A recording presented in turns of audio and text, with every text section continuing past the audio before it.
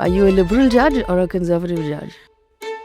How is it okay that in today's India, marital rape is legal? Now, I speak as a citizen, as not Yes. the judge. I think that the provision is completely unconstitutional. The Ayodhya judgment, we didn't know who authored it.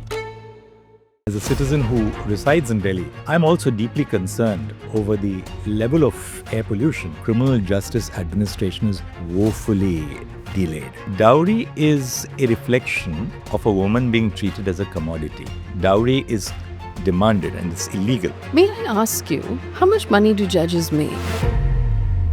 Even without the word secularism being a part of the constitution before 1976, to my mind it made no difference. So I have disagreed with my father's judgments in certain areas on adultery. Reservations were introduced because historically there were segments of our society who had suffered from centuries of discrimination. Is it hard to go from being Chief Justice of India, arguably one of the most powerful people in the country, one day to retire and becoming a regular citizen the next day?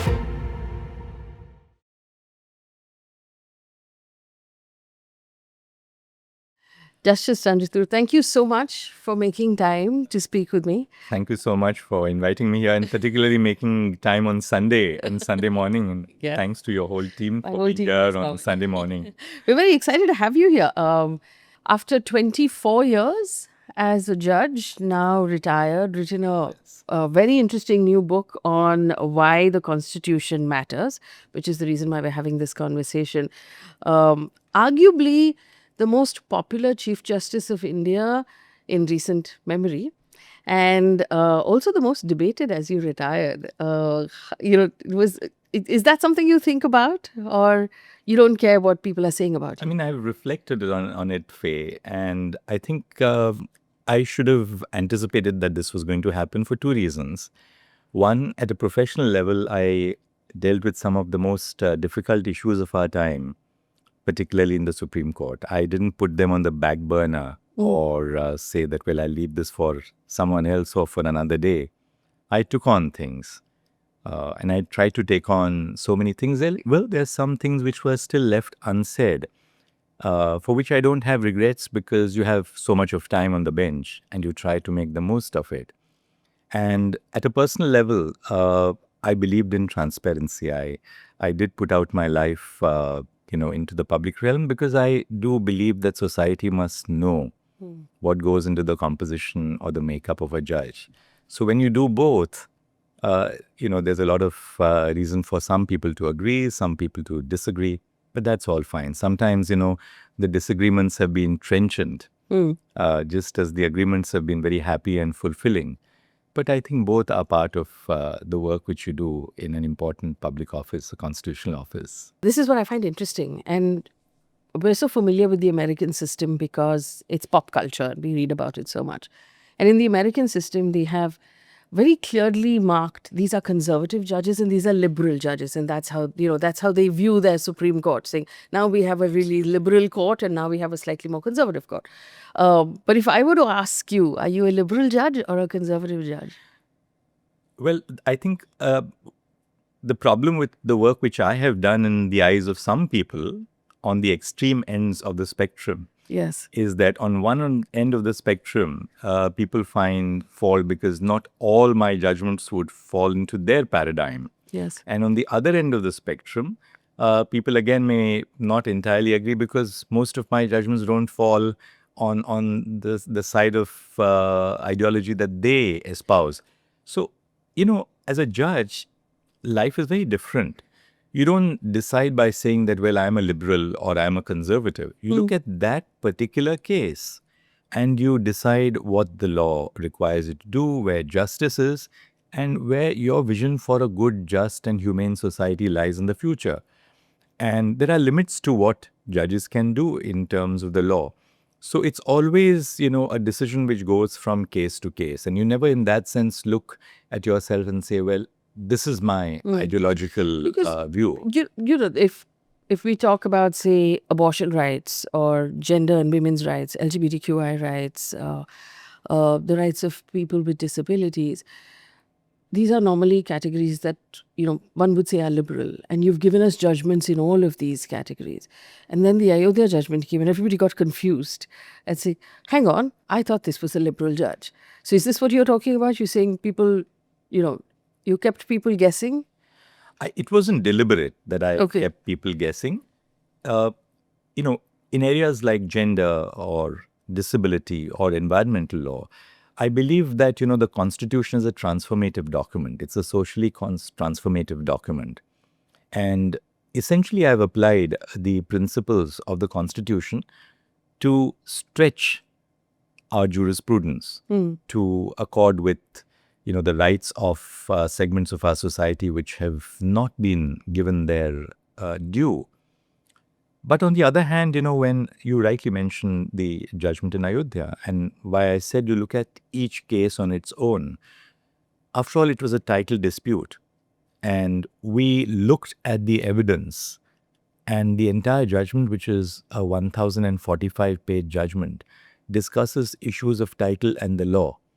Now, because it had obviously religious undertones and overtones, people, without reading really the entire 1,045 pages, respond to what appears in the social media and take a position. I don't blame them for it, because how many people would read 1,000 pages? Yes.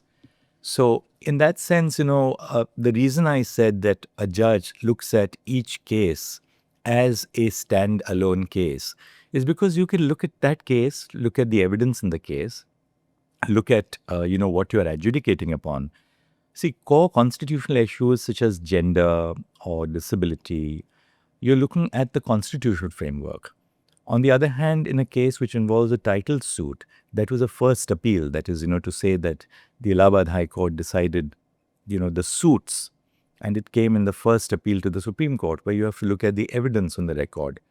So, in that sort of a situation, you're applying as a judge fundamental standards of appreciating evidence and take a call on that issue. Does the social media criticism, do you read it? Do you find it hurtful? Does it not matter to you after a judgment? I was never on social media. Okay. Until my book came out, in which I have now an Instagram page on why the Constitution matters, the book. So I've never been on social media, either on Facebook or Instagram or But I'm sure you heard about it. Maybe one of the law clerks came in saying this is what they're saying about you. And, in fact, my law clerks would tell me that, sir, there is so much of toxic stuff there, which is very often ill-informed or misinformed. And it affects family. I mean, my spouse, for instance, she leads her own life, though we are so close to each other, best friends, as I say. So it affects her because she's deeply affected by what appears in the social media. And particularly, when she sees that something is completely misinformed, though she's not a lawyer. So it affects people around you. It affects close friends who associate with you. As a judge, you don't have too many friends, but, the really hardcore, core old friends you have, they get affected. But over a period of time, you take that with not a grain of salt, but you also understand that the work which you do as a judge is, in fact, in the public realm. You are taking decisions which are going to change the lives of people, affect society, and therefore people are entitled to comment on that work, and you try and leave that alone. If you look at social media and then decide which way I'm going to decide, then that would not be an objective of fair judgment. So you have to keep the noise around aside for a moment and then focus on the core function of judging. So that's an interesting question for me, because if you're not plugged into what people are saying on the ground, then have you locked yourself in some kind of ivory tower where you're only reading the books and you don't know what's going on with people? How do you balance that? Because yes, you have to interpret the law and the Constitution when you're giving a judgment, but do you also need to know how people feel about this subject? Does it matter? Now, that is an area which is fraught, because in so many cases you feel that even before you decide a case, a media trial is going on outside. Yes. Even before a case is argued in the court, or you'll find that there's a reporting in the media, particularly in the print media and the electronic media, on what, say, the government is going to say in a case, or what the petitioners, that is, the private parties, are going to say that day before the court. And obviously, much of it comes with a slant. So you have to tell yourself that this is not what is going to influence my decision-making process. I'm going to look at the record of the case.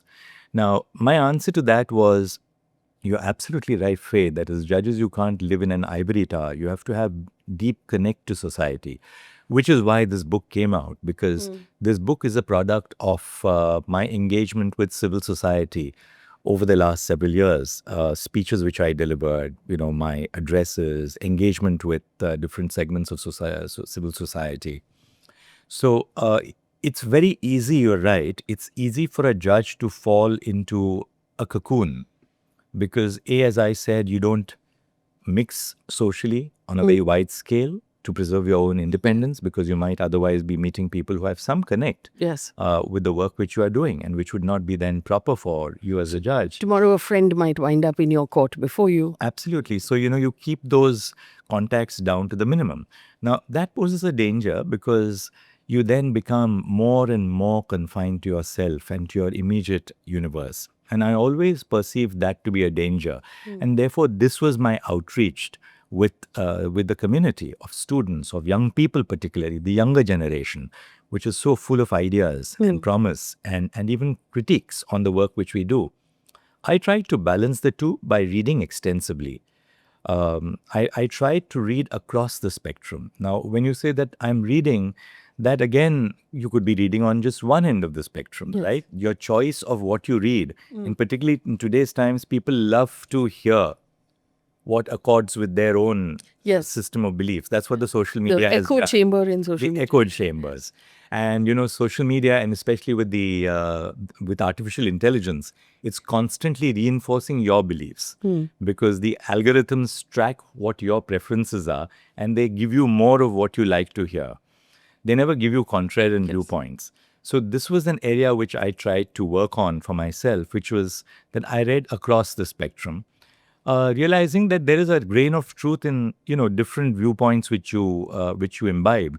But then at the end of it all, you have to try and figure out for yourself, where does the truth of the matter lie? So, there was a social truth, which as a judge, I tried to understand. The social truth in terms of what society is expecting of our work, how society is critiquing our work. And then the legal truth, because you still have to decide a case in terms of the doctrine in that case. For instance, when we decided that women should have permanent commissions in the armed forces.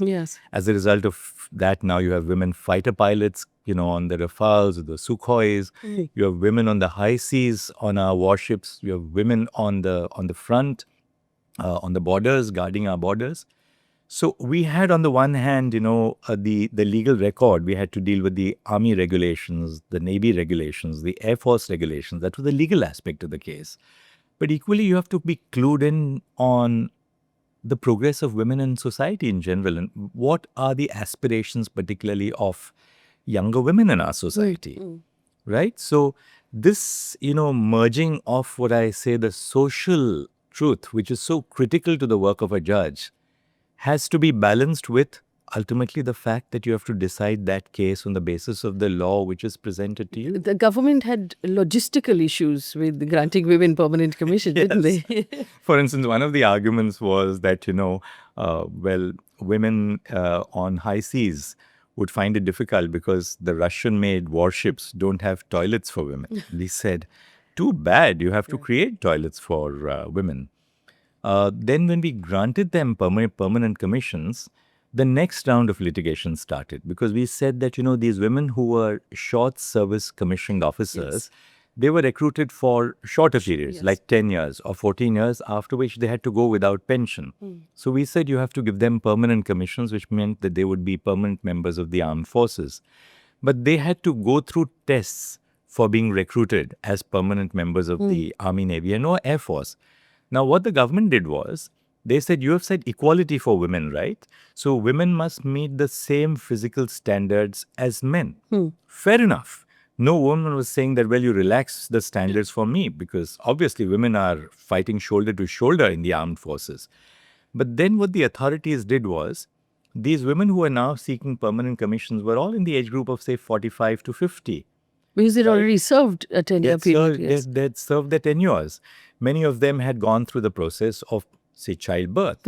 Many of them were in a post-menopausal situation.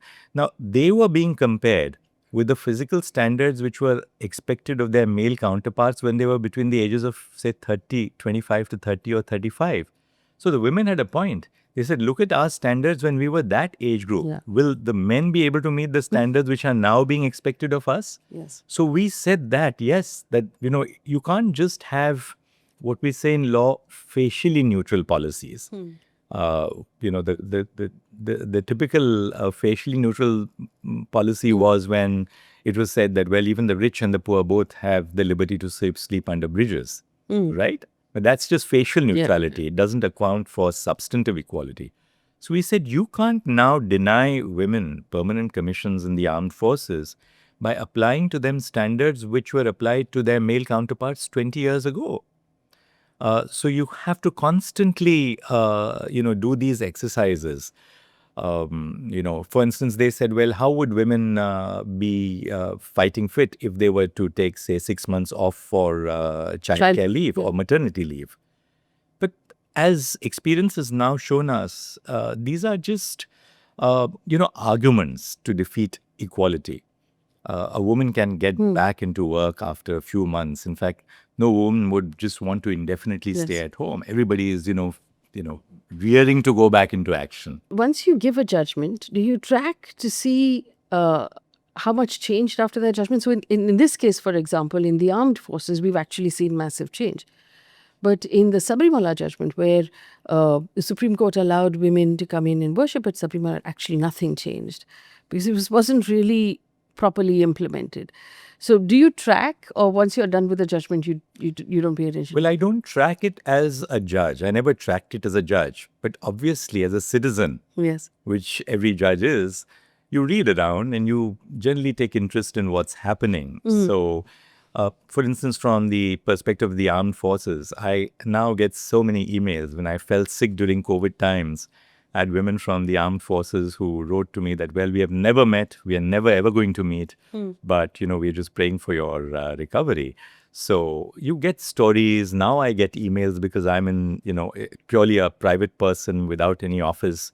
So people reach out to me when I visit universities, when I go for events, and tell me that, well, I'm now posted as an officer in the Air Force, and this is what I'm doing. I've got my promotions. So yes, of course, you track them, but not consciously to track what's happening. But you're aware of what's happening. And that's important as well, because that also reminds one as a judge. And now in retrospect, when I evaluate my own work, I'm constantly critiquing and thinking of the work which I did. You also realize that while you should, as a judge, be ahead of the curve, there's a limit to, how far you can go and how far society is willing to accept the work which you are doing. Courts, particularly in matters of social importance, whether it's gender or the environment, have been ahead of the curve. But at the same time, though you're ahead of the curve in the sense that, you are reflecting an aspiration for where our society would go in the future, at the same time, you have to give time for things to change as well.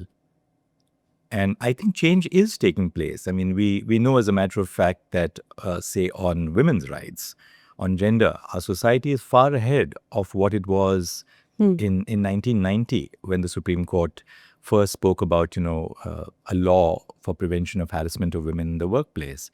The Supreme Court had to lay down those guidelines, and then Parliament came out with a law. And yet, can we say that, women don't face harassment in the workplace? Obviously, they do. But it's much better now because women are more vocal. People are conscious of the fact that there are lines which you cannot cross. But yet, as a public person, ever so often I would hear very gendered remarks. And I would try and correct that, whether it was from colleagues, it was from senior lawyers, it was from other people in the spectrum. So you still have this reality. Yeah.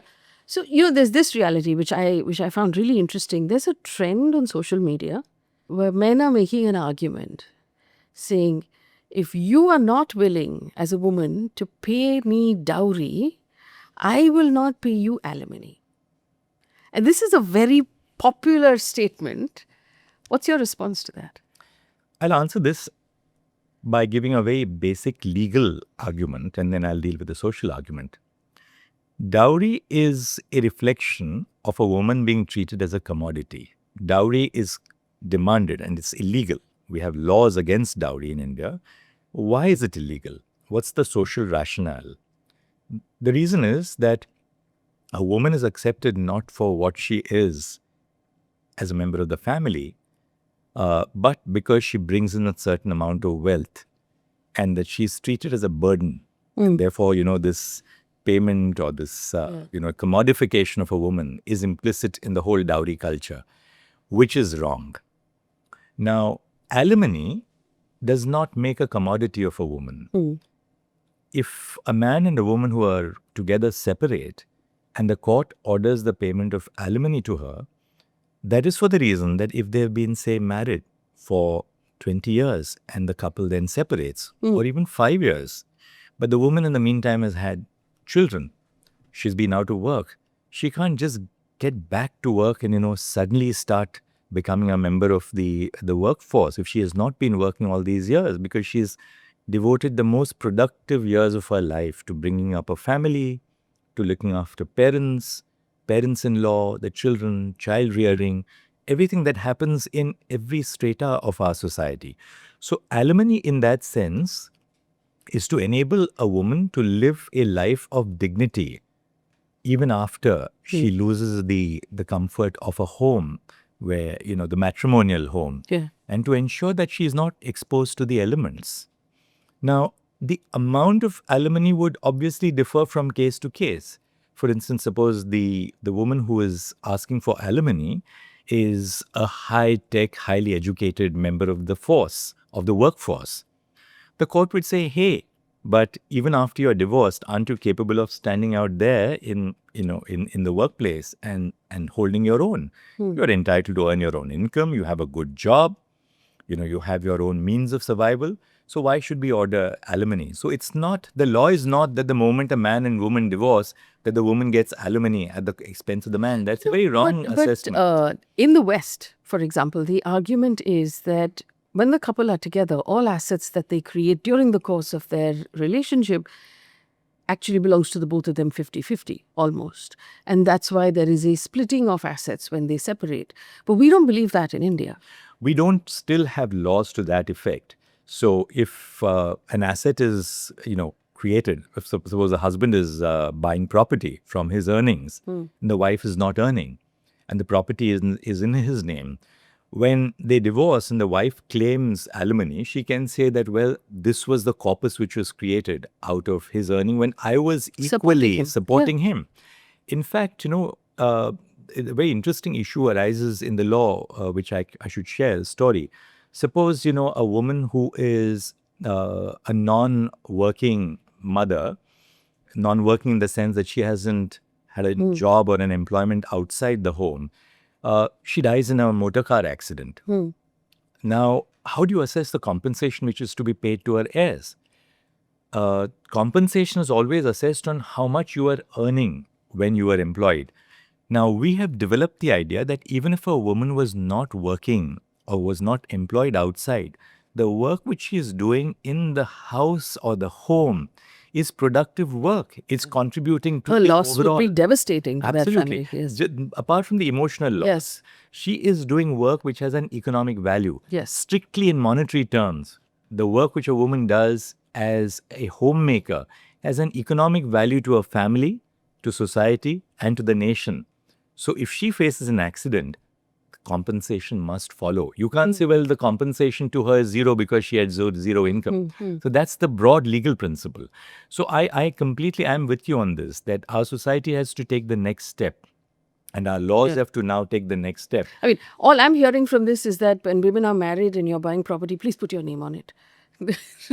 Don't allow your husband to register it only in his name, because it'll come up at some So this, point. going back to your question, this whole theory that, that linking dowry and alimony, they're two completely different issues.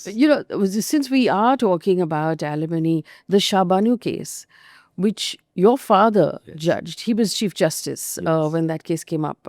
And he decided at that point that Shah Bano should get compensation or should get maintenance from her talaq. Was then reversed by the government of the day, the Rajiv Gandhi government. How important was that judgment for the rights of women?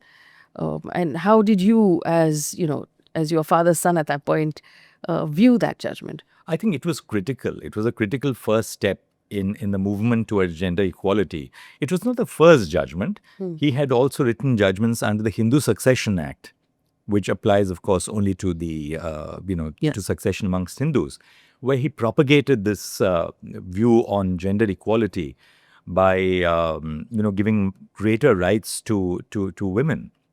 So there were judgments across the spectrum, on his part, pushing this theme of gender equality. And I think his judgment in Shah Bano in that sense was a watershed, because what Shah Bano said was that Section 125 of the then Code of Criminal Procedure of 1973 provided for maintenance. And maintenance is a law which operates across the spectrum. It has nothing to do with religion. And that's where he faced the backlash, because, the backlash was that how could you then displace personal law by a law which is, according to the Supreme Court, a law which is secular, applies to everybody. I think that vision which the Supreme Court created, and which is now put forth in the recent movie, which I incidentally watched a few days ago, called Haq, I think it was a huge doctrinal principle which the Supreme Court propounded, and which now we take for granted. Faye, I mean, these are things, imagine, that judgment was written in 1985, just before he retired, and now 40 years have gone by. We take so many of these things for granted now in terms of women's rights, but those were early times. So to write that with that sense of vision was quite something. Of course, I have disagreed with my father's judgments in certain areas. In fact, I overruled on adultery, where he upheld the constitutional validity of the offense of adultery. So I overruled that judgment in a judgment which was reported as Joseph Shine. The case which we decided was Joseph Shine.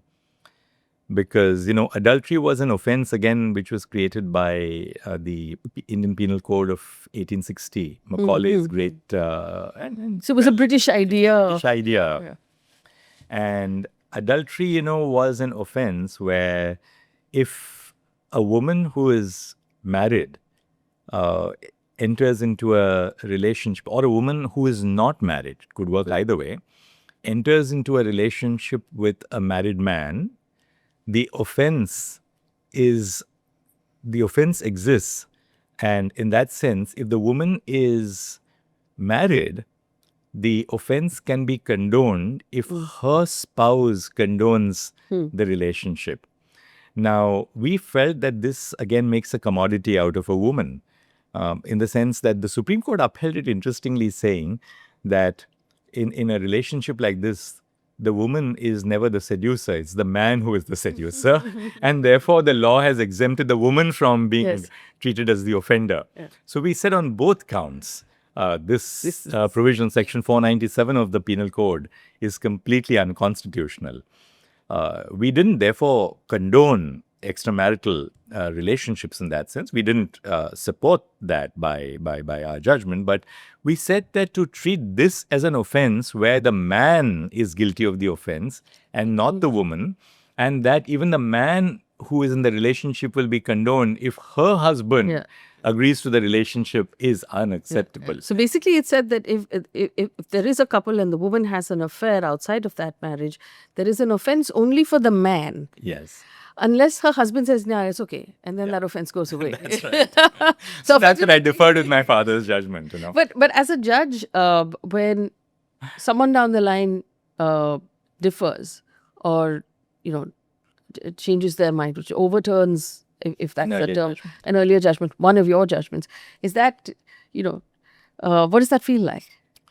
Well, you decide a case for that moment based on what you believe the Constitution or the law tells the balance of justice demands. Now, we can't lay down law for an indefinite future. As times progress, as society changes, there's bound to be a second look at some of the views. The law has to respond to a progressive society. Of course. I mean, for instance, in the marriage equality case for people in queer relationships, I was in a dissent where I said that we must recognize the right to form civil unions. Now, it's for the future to decide whether my judgment in dissent was right or wrong. And I believe that that's why dissents are very important, because they speak to the future. And what in many countries in the West, for instance, in the United States, dissents later on became the law of the land. And hopefully, when the time is right, the law will change. It's not just dissents which become or may become the law in the future, but even law which is laid down today would be reassessed by a future generation, because society is constantly changing, and a future society or future institutions or future judges would decide whether what was stated in a case, say, 25 or 30 years ago was correct. For instance, during the years of the emergency, we had this judgment in the habeas corpus case, ADM Jabalpur versus Shiv Khan Shukla. Now, just to give you a very simple, illustration of what happened, in those days, when an emergency was declared under the Constitution, the right to life under Article 21 could be suspended, which meant that the right to move the court for enforcement of personal liberty could be suspended. So the Supreme Court took a very legalistic view of the Constitution provisions, saying that if the right to life under Article 21 is suspended in an emergency, then you had no recourse as a citizen to challenge an illegal detention or an illegal act of depriving someone of their liberty. When we reconsidered that judgment, when we were dealing with the privacy case, Justice Puttaswamy's way, we said that the Constitution is not the sole authority for the right to life which we have as citizens. Suppose there was no Constitution. Can you say, for instance, that you don't have a right to life? So when the Constitution recognizes the right to life in Article 21 or the right to life and personal liberty in Article 21, it recognizes a pre-existing right which we all have as human beings to exist and not be deprived of our life or personal liberty. So the suspension of the right to life in an emergency does not suspend your natural right to life and personal liberty. And therefore, we overruled the judgment which was delivered in 1975 in ADM Jabalpur's case in the last decade. So that again is an example of how the law has to evolve and change based on the experiences which you have. We had all the experiences of the excesses during the emergency, how people were illegally detained, political leaders were detained during the emergency. So when that experiential learning came up before judges of our generation, we reassessed the correctness of that judgment on the basis of constitutional tenets. Of course, we didn't just do that on the basis of experiential learning. We looked at constitutional principles and then applied those principles and came to the conclusion that the earlier judgment was wrong. One of the arguments, for example, for the abrogation of 370, which you upheld in your judgment, was that the entire political class was put in detention at that time when the government made that decision. And there were a lot of people knocked on the doors of the Supreme Court, but the case was heard so late that it almost didn't matter at that time.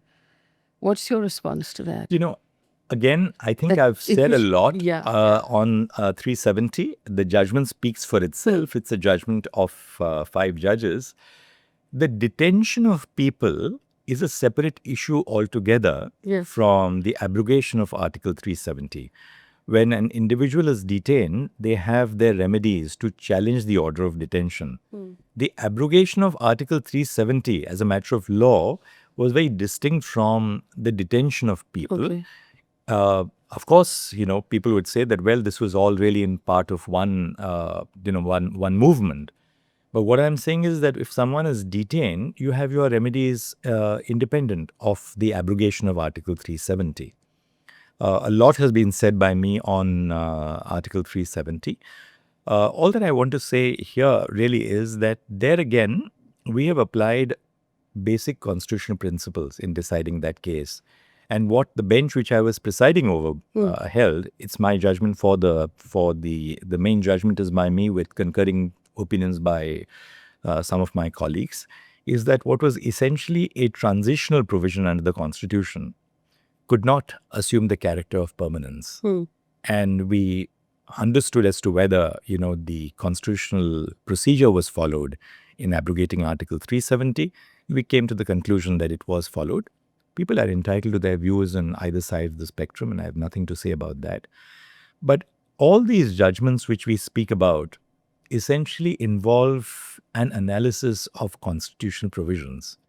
And it's for the present in the sense of today's generation, whether it's academics, civil society, lawyers, judges, citizens, to assess what has been done in the present.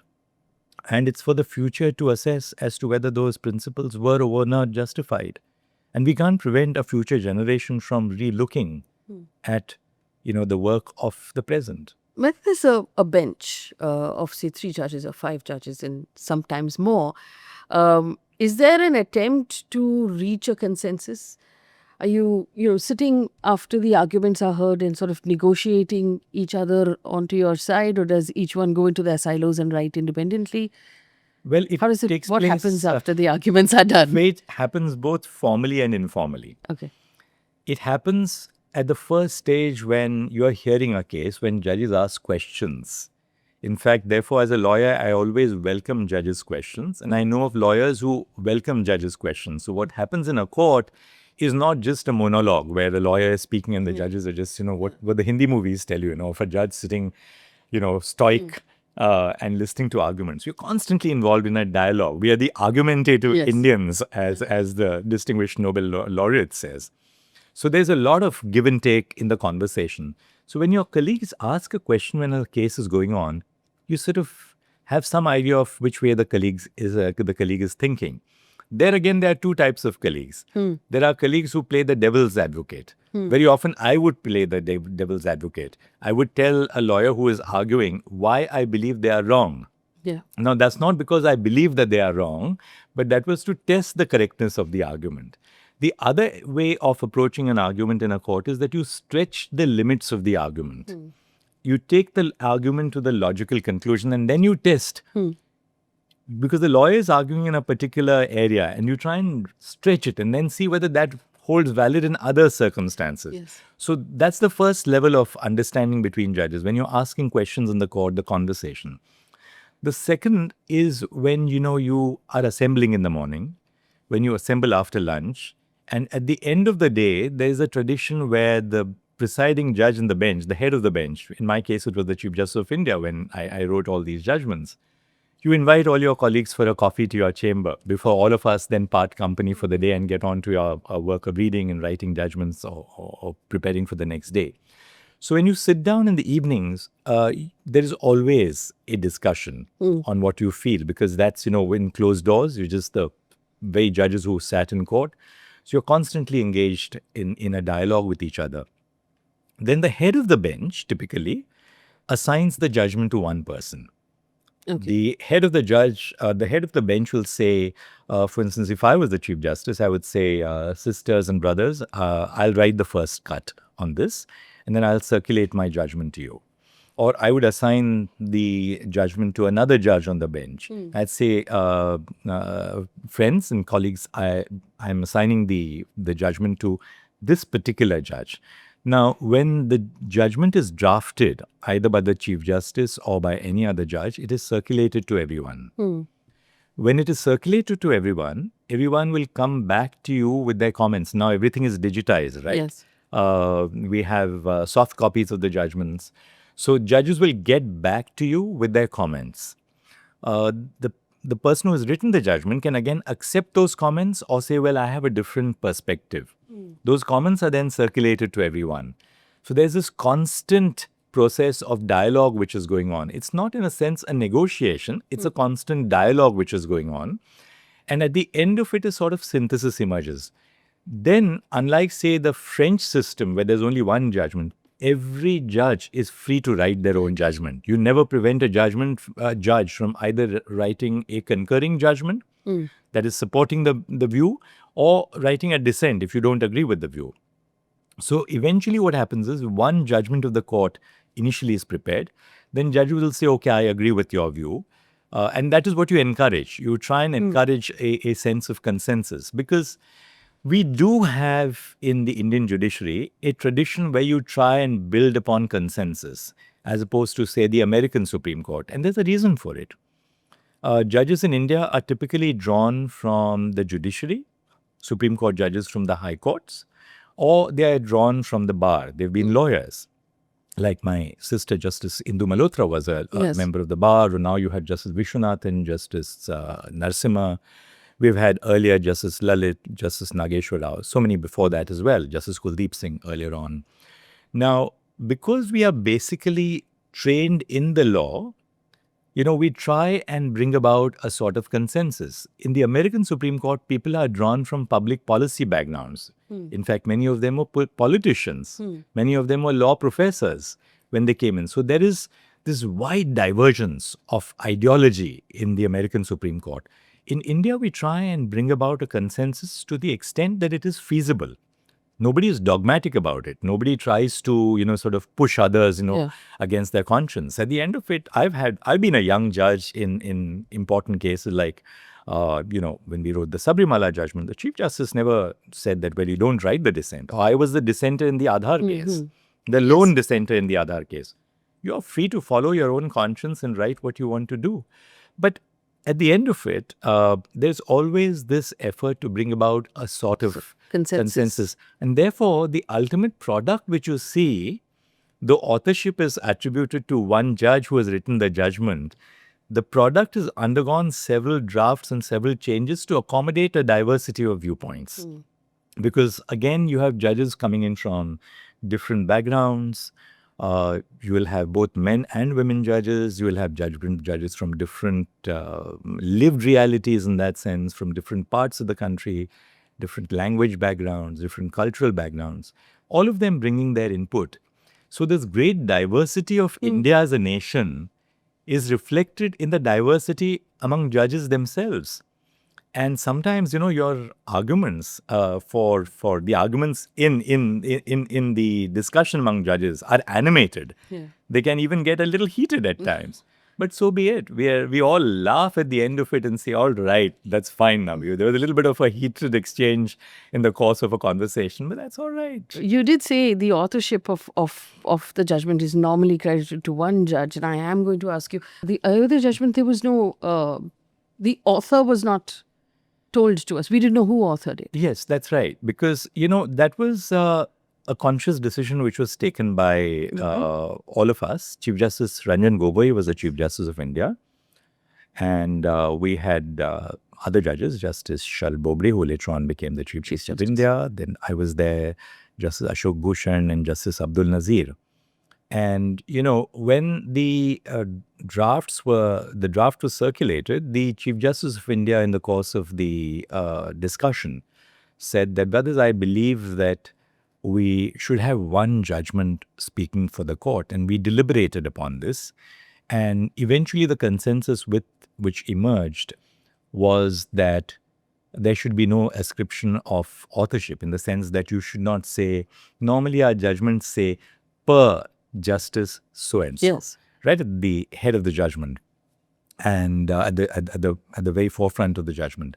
And in that case, I think the reason why there was no authorship was that this was, and I've said this before, Faye, incidentally, that this was an issue which had really historically caused a huge division in society. I mean, it had a whole history of conflict over centuries. Yes. And the reason why no one person was described as the author was to send out a message that in something as fraught as this dispute, which is so socially divisive, politically divisive, uh, the court stood as one with one voice. So we did therefore not ascribe authorship to that judgment, including to the note which is appended to the judgment by one particular judge. That note is not signed by all the judges. The main judgment has been signed by all the judges, but this was the underlying reason for it.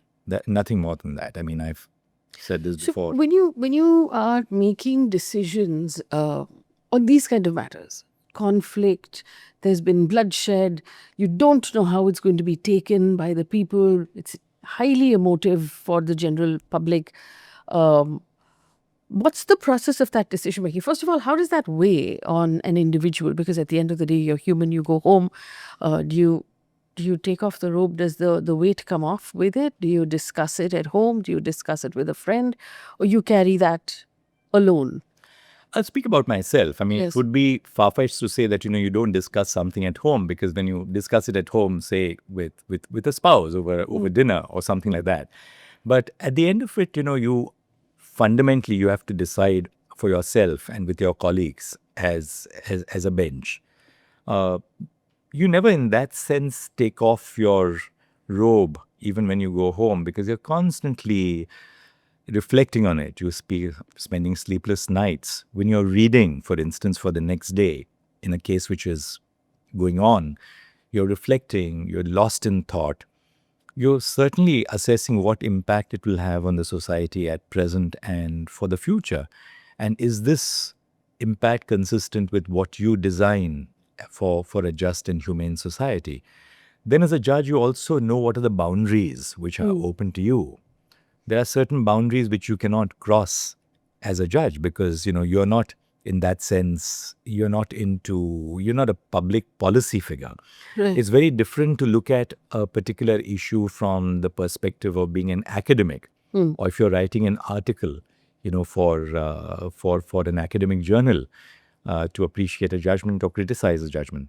When you're in the hot seat there, not just as a Chief Justice of India, but you're in the hot seat as a judge, you're deciding something which you believe will bring justice to the facts of the case. And you obviously are looking at the impact of a judgment on the wider social context. And it's difficult to divorce, one from the other and to say, well, we only look at, the dry bones of the law. There's nothing called the dry bones of the law. The law is not dry. No, not at all. The law is infused with human experience, with, our own experiences of life, what we see in the world around, the way we have grown and evolved as human beings, because the process of judgment in that sense or the process of judging is intensely human.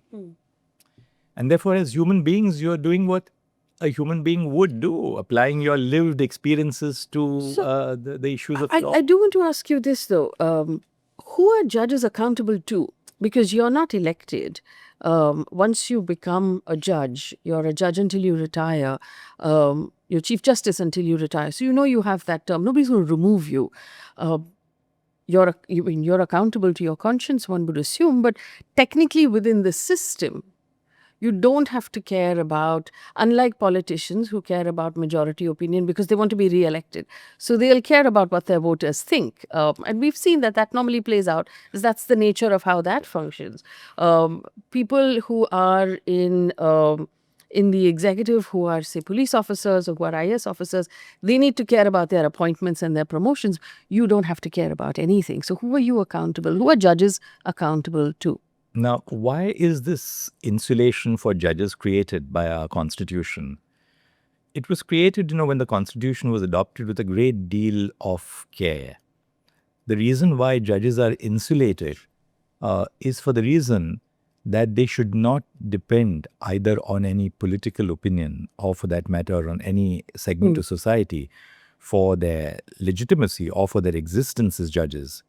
And judges are intended to apply, when they decide constitutional cases, the fundamental principles of the Constitution, which are to have everlasting presence in society, certain eternal values of the Constitution.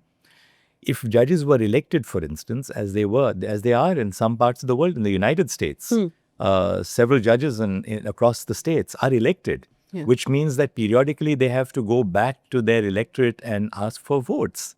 And that's obviously going to impact upon the kind of decisions which they take. Our Constitution didn't adopt that model for a valid reason, that they didn't want judges who would be dependent for their existence as judges on a popular or political mandate. The principle, therefore, is that judges are accountable to the law. Judges are accountable to the Constitution.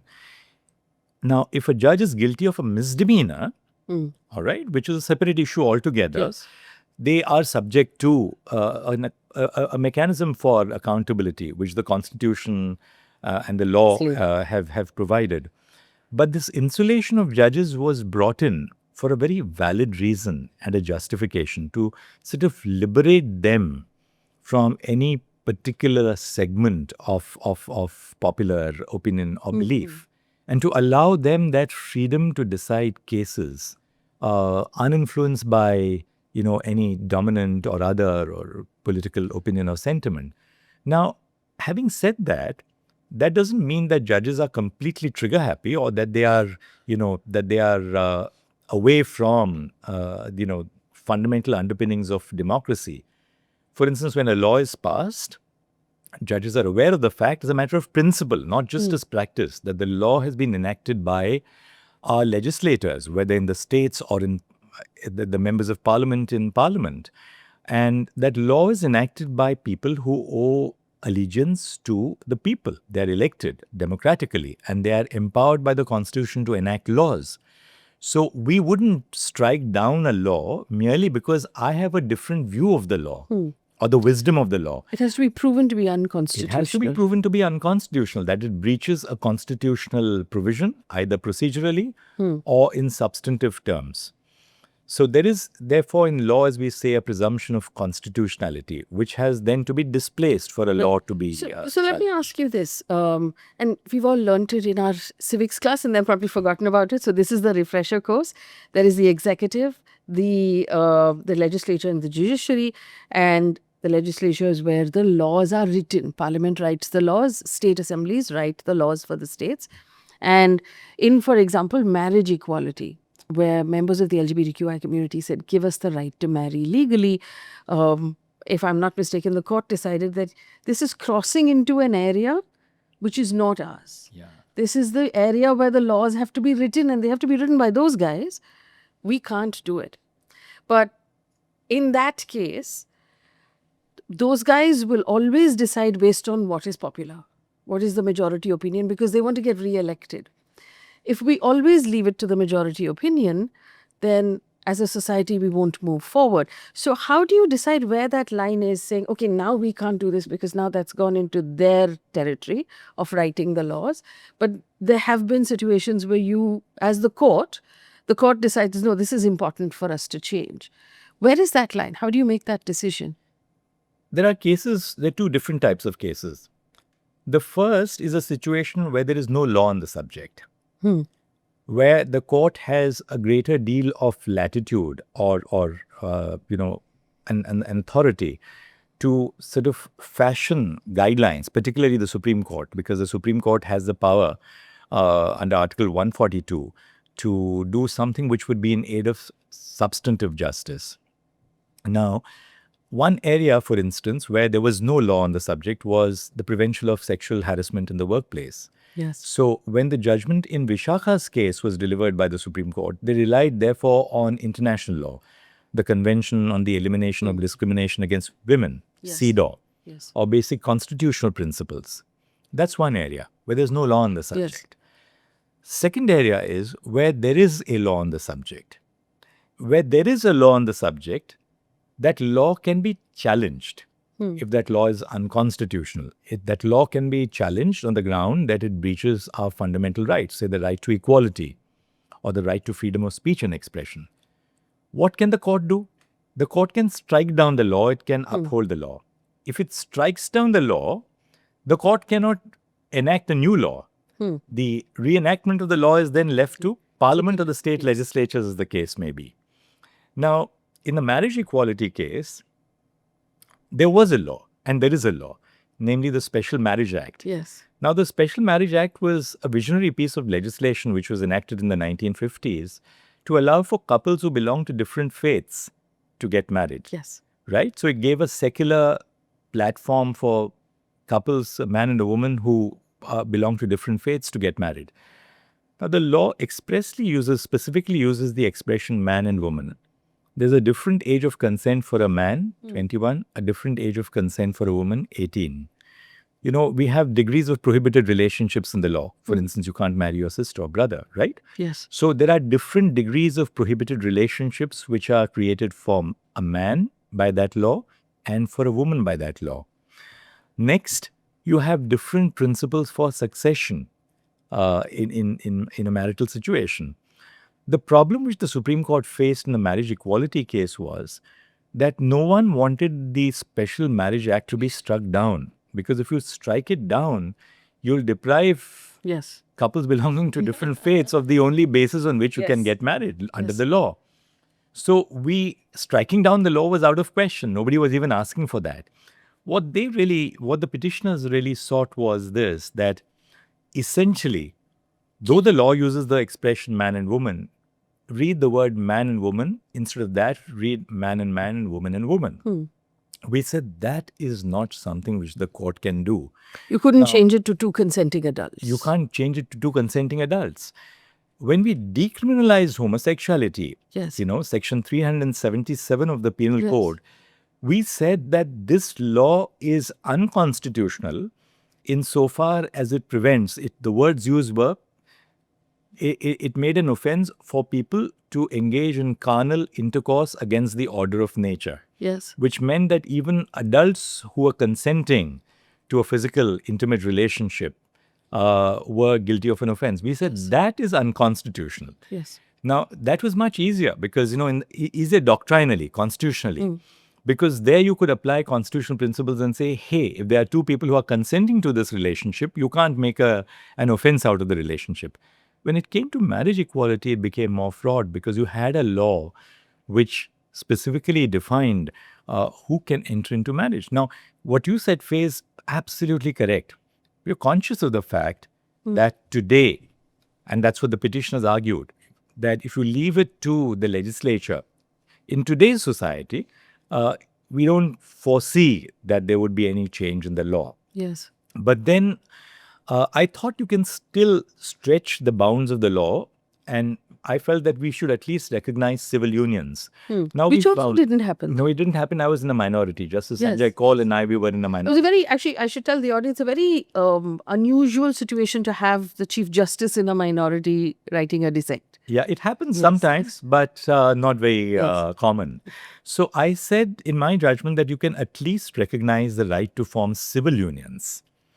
Now, the government argued that, look, even people in a queer relationship can get married if you perform a ceremony in a hotel or any hall or wherever. Nobody will recognize. It doesn't get recognized, but no, it's not illegal either. It's not, you wouldn't be prosecuted for it. So they said, well, people can still stay together and there's no problem with it. The police don't come into your house and say, why are you staying together? But the point of the matter is we felt that by recognizing civil unions through the constitutional process of adjudication in the court, we would have taken the first step. But three of our colleagues felt that even that was stretching the boundaries. A lot of my friends in the community, in the LGBTQI community, actually turned around at that point, and we were very hopeful because everything we heard, all the oral observations from court seemed like this was happening. And then the disappointment, and then they said, you know what, if it didn't happen with this judge, it's probably not going to happen for a while now. It was almost like US CJI was their hope. And after you retire, it's probably not going to happen for a while. Well, I don't have such a sense of importance about either myself as a human being or of my work as a judge. Okay. Things are going to change. After, homosexuality was decriminalized, so much of movement has taken place, the social movement, acceptability. And even the marriage equality judgment has brought focus on. Started a conversation. It started a conversation in society. It started a conversation among parents, among peers, among friends. People are more accepting of these relationships. And particularly now that I talk to young people, they believe that it's entirely a personal matter. Now, is that a point where society is ready to accept marriage equality as a whole? I believe that's where we as judges should not be taking over that role. So this is what you were saying. It's possible for you to be ahead of the curve and to push society in a certain direction, but there's possibly a limit to which you can. Absolutely. And we can't take over as judges. When I say we, and I'm no longer part of that we, but courts cannot take over the constitutional function of lawmaking, which is given to Parliament, merely because you feel that Parliament will not today move in that direction. Still, under the Constitution, that power is entirely entrusted to Parliament. And it's important that judges don't try and usurp that power. Yeah. Because if you start usurping that power, then you come back to that issue of accountability that you raised. Who are the judges accountable to? You're not accountable to the electorate, you're not elected.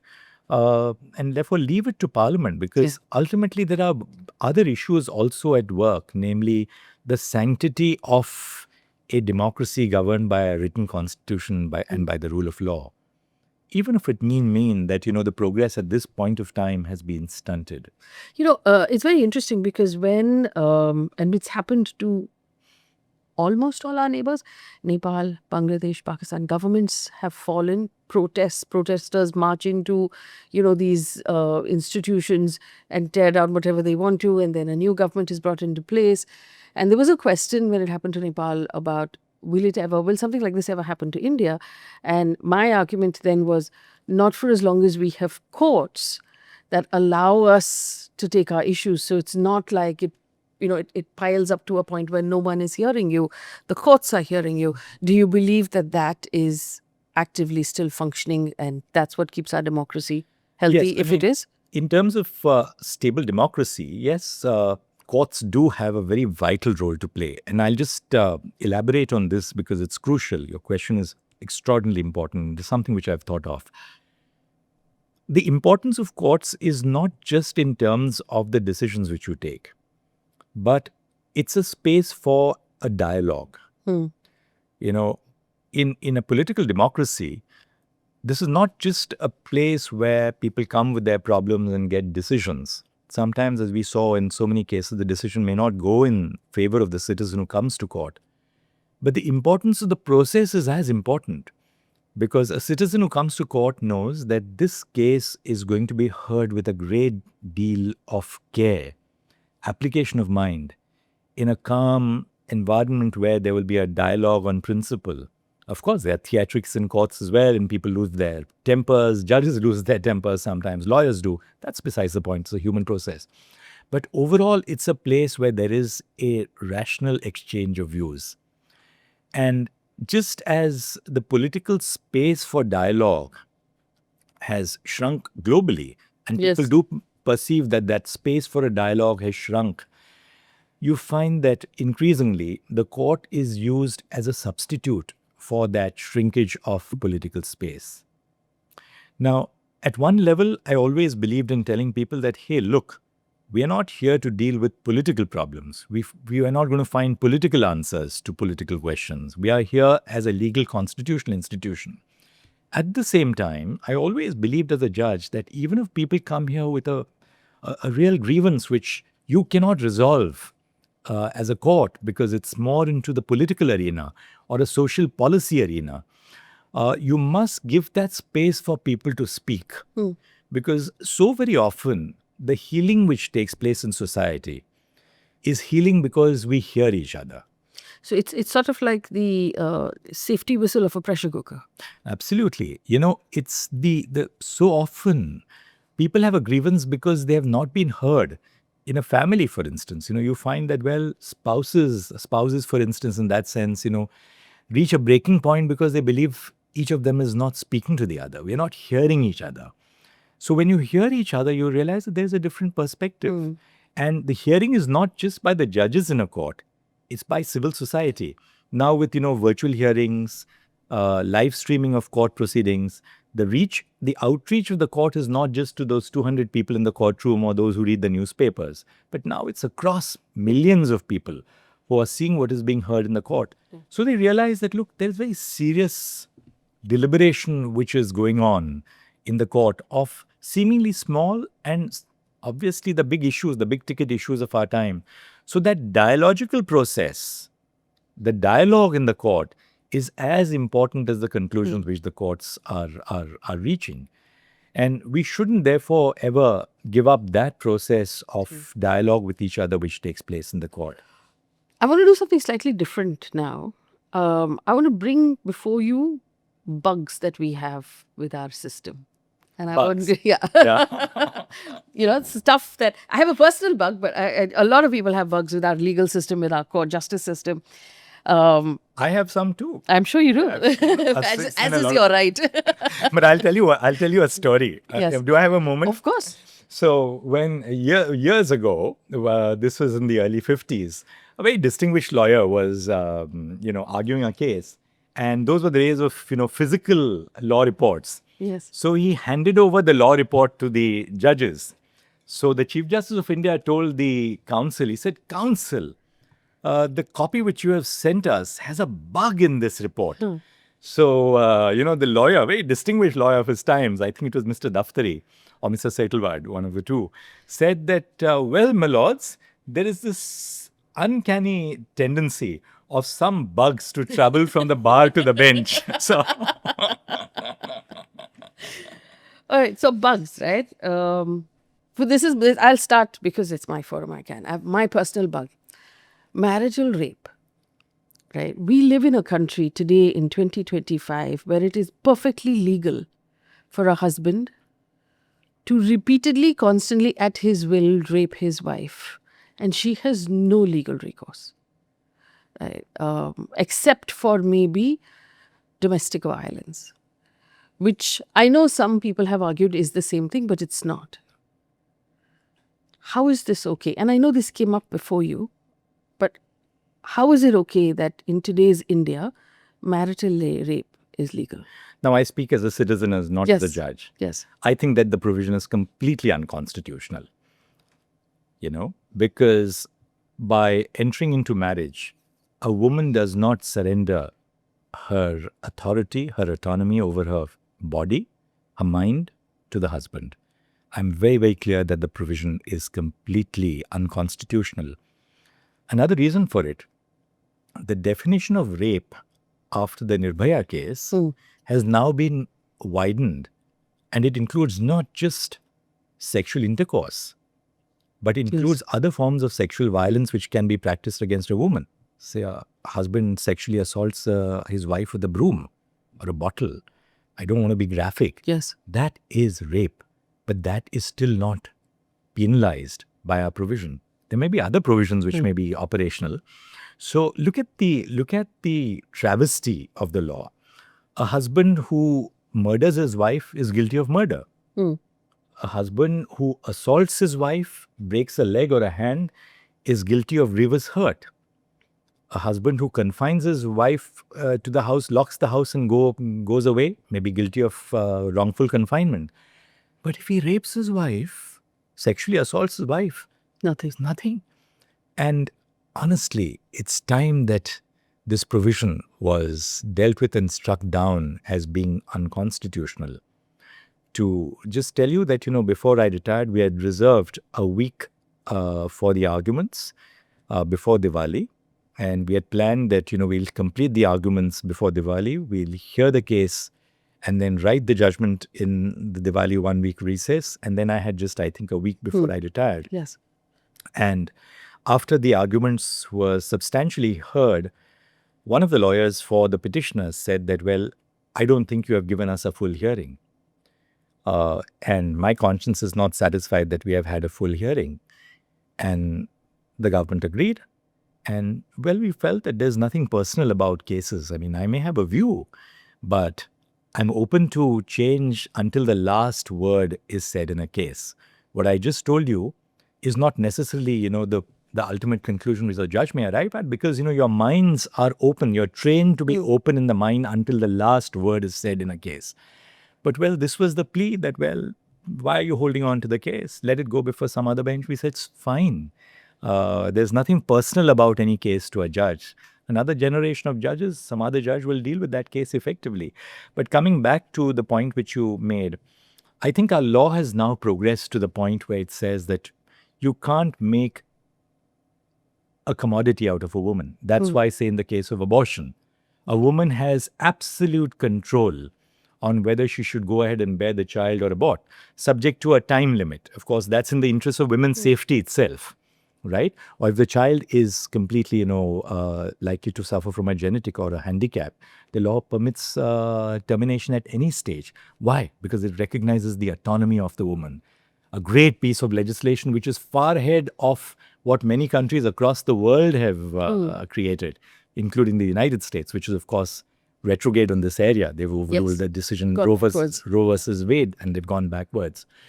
But we have to take the next step forward. I mean, I feel very, very strongly about this issue. Bug number 2. And I know that this is what a lot of people feel, that look at the man and then show me the law. Because, say, for example, Sonam Wangchuk, who has now been in jail as we speak for 45 days.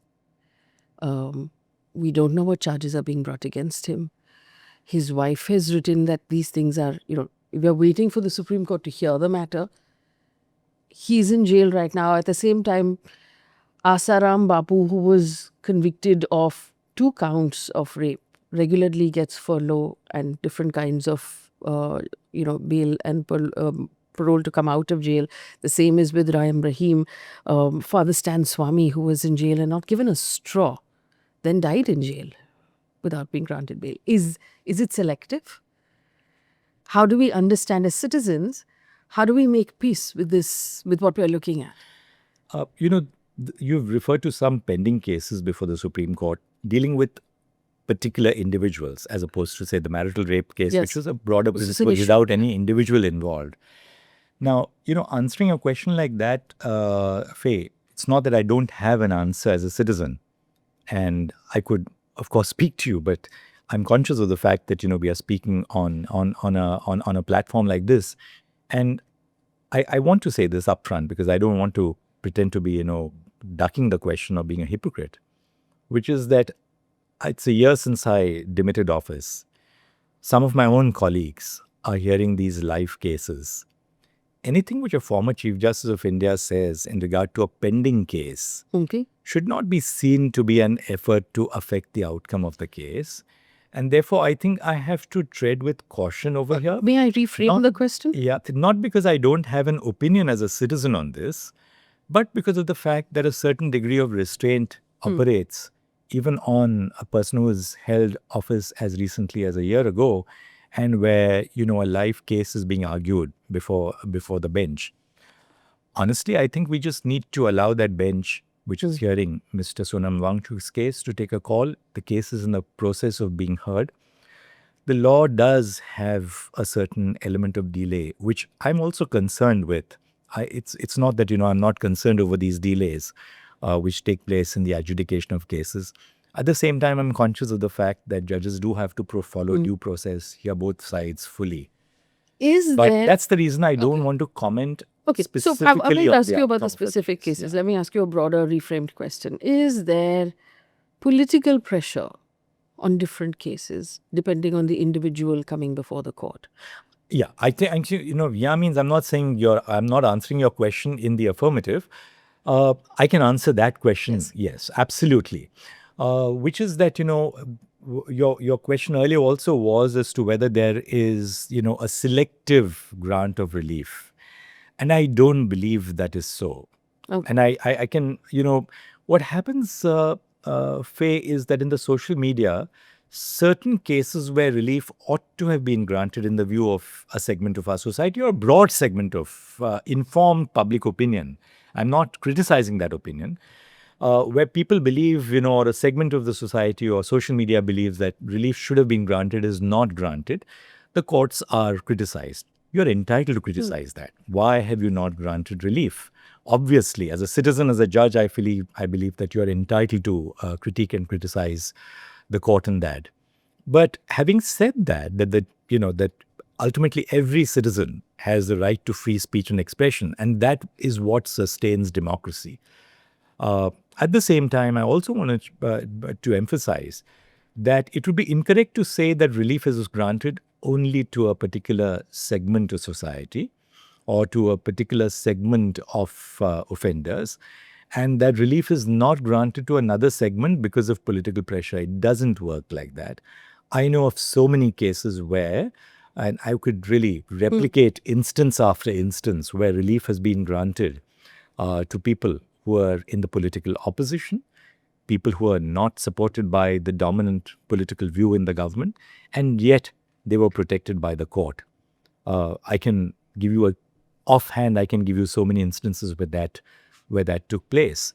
So it would be unfair to target the courts by saying that they are not granting relief in certain cases.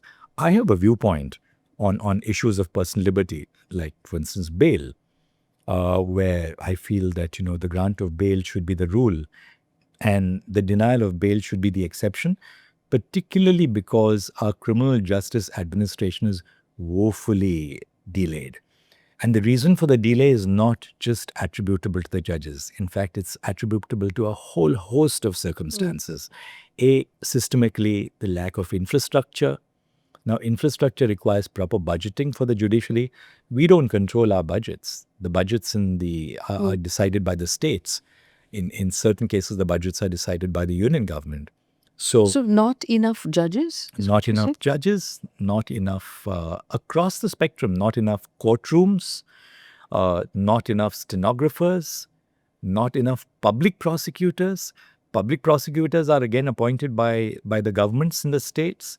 Now, the people who are appointed are often appointed on grounds of political patronage and not because they're the best people, but they are the people who are conducting the trials on behalf of the government, the prosecution. Investigative agencies are extraordinarily slow because they are plagued with their own problems of infrastructure and manpower. So the criminal justice administration has to be completely revamped. That was the third thing I was going to bring before you. The technical term for it is pendency, but the Aam Janta knows it as tariq pe tariq, which is basically that cases just go on for generations. And on last count, there were 90 million cases pending before the Indian judiciary. And it's led to a lot of people just feeling like, I'm never going to see justice. It's just going to play out until half the witnesses just pass away from old age.